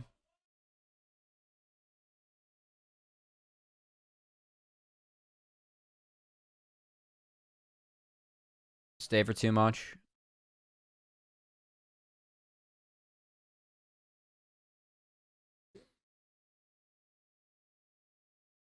Man, I'm gonna be tired today, guys. I'm gonna be in front of my computer all day.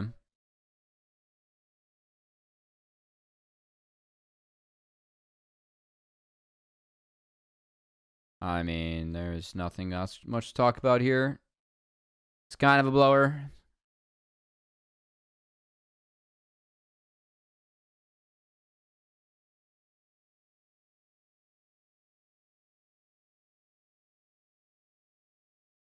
Legit feel like most of the mistakes are just rookie mid mistakes, not Manas. I mean, I think that I think the TPs are like, I don't know, like regardless of rookie mistakes or not, like it's that for me is like nerves, you know.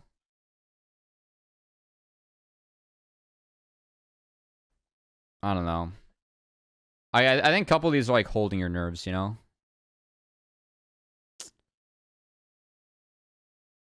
APA's first full split. Yeah, I mean it's TL. You're gonna have higher expectations on like this team, right? It is. I think that like my thing with APA is like I don't know if I like outside of Nico and like Ziggs, like everyone knows about those two champs, but like I want to see his TF, man. I want to see his TF so bad. Like I really think that APA like plays map well and knows that like that's a strength I think as a player, right? I don't think his strength is ever going to be being an Azir player. I know like he's playing Azir now, but like yeah, I don't know. I don't know if I've seen like APA's like show full strengths on what I perceive as strengths to be. Outside of the Nico and the Ziggs. And that for me is like a bit of a bummer. I think we saw some more of his strength last year. And I think a lot of it was like because he was playing a little bit more comfort outside of like Jace. He was playing Cassio. Like he fit in like Cassio, Nico, Ziggs, you know, little Tristana, which like is somewhat comfort for him.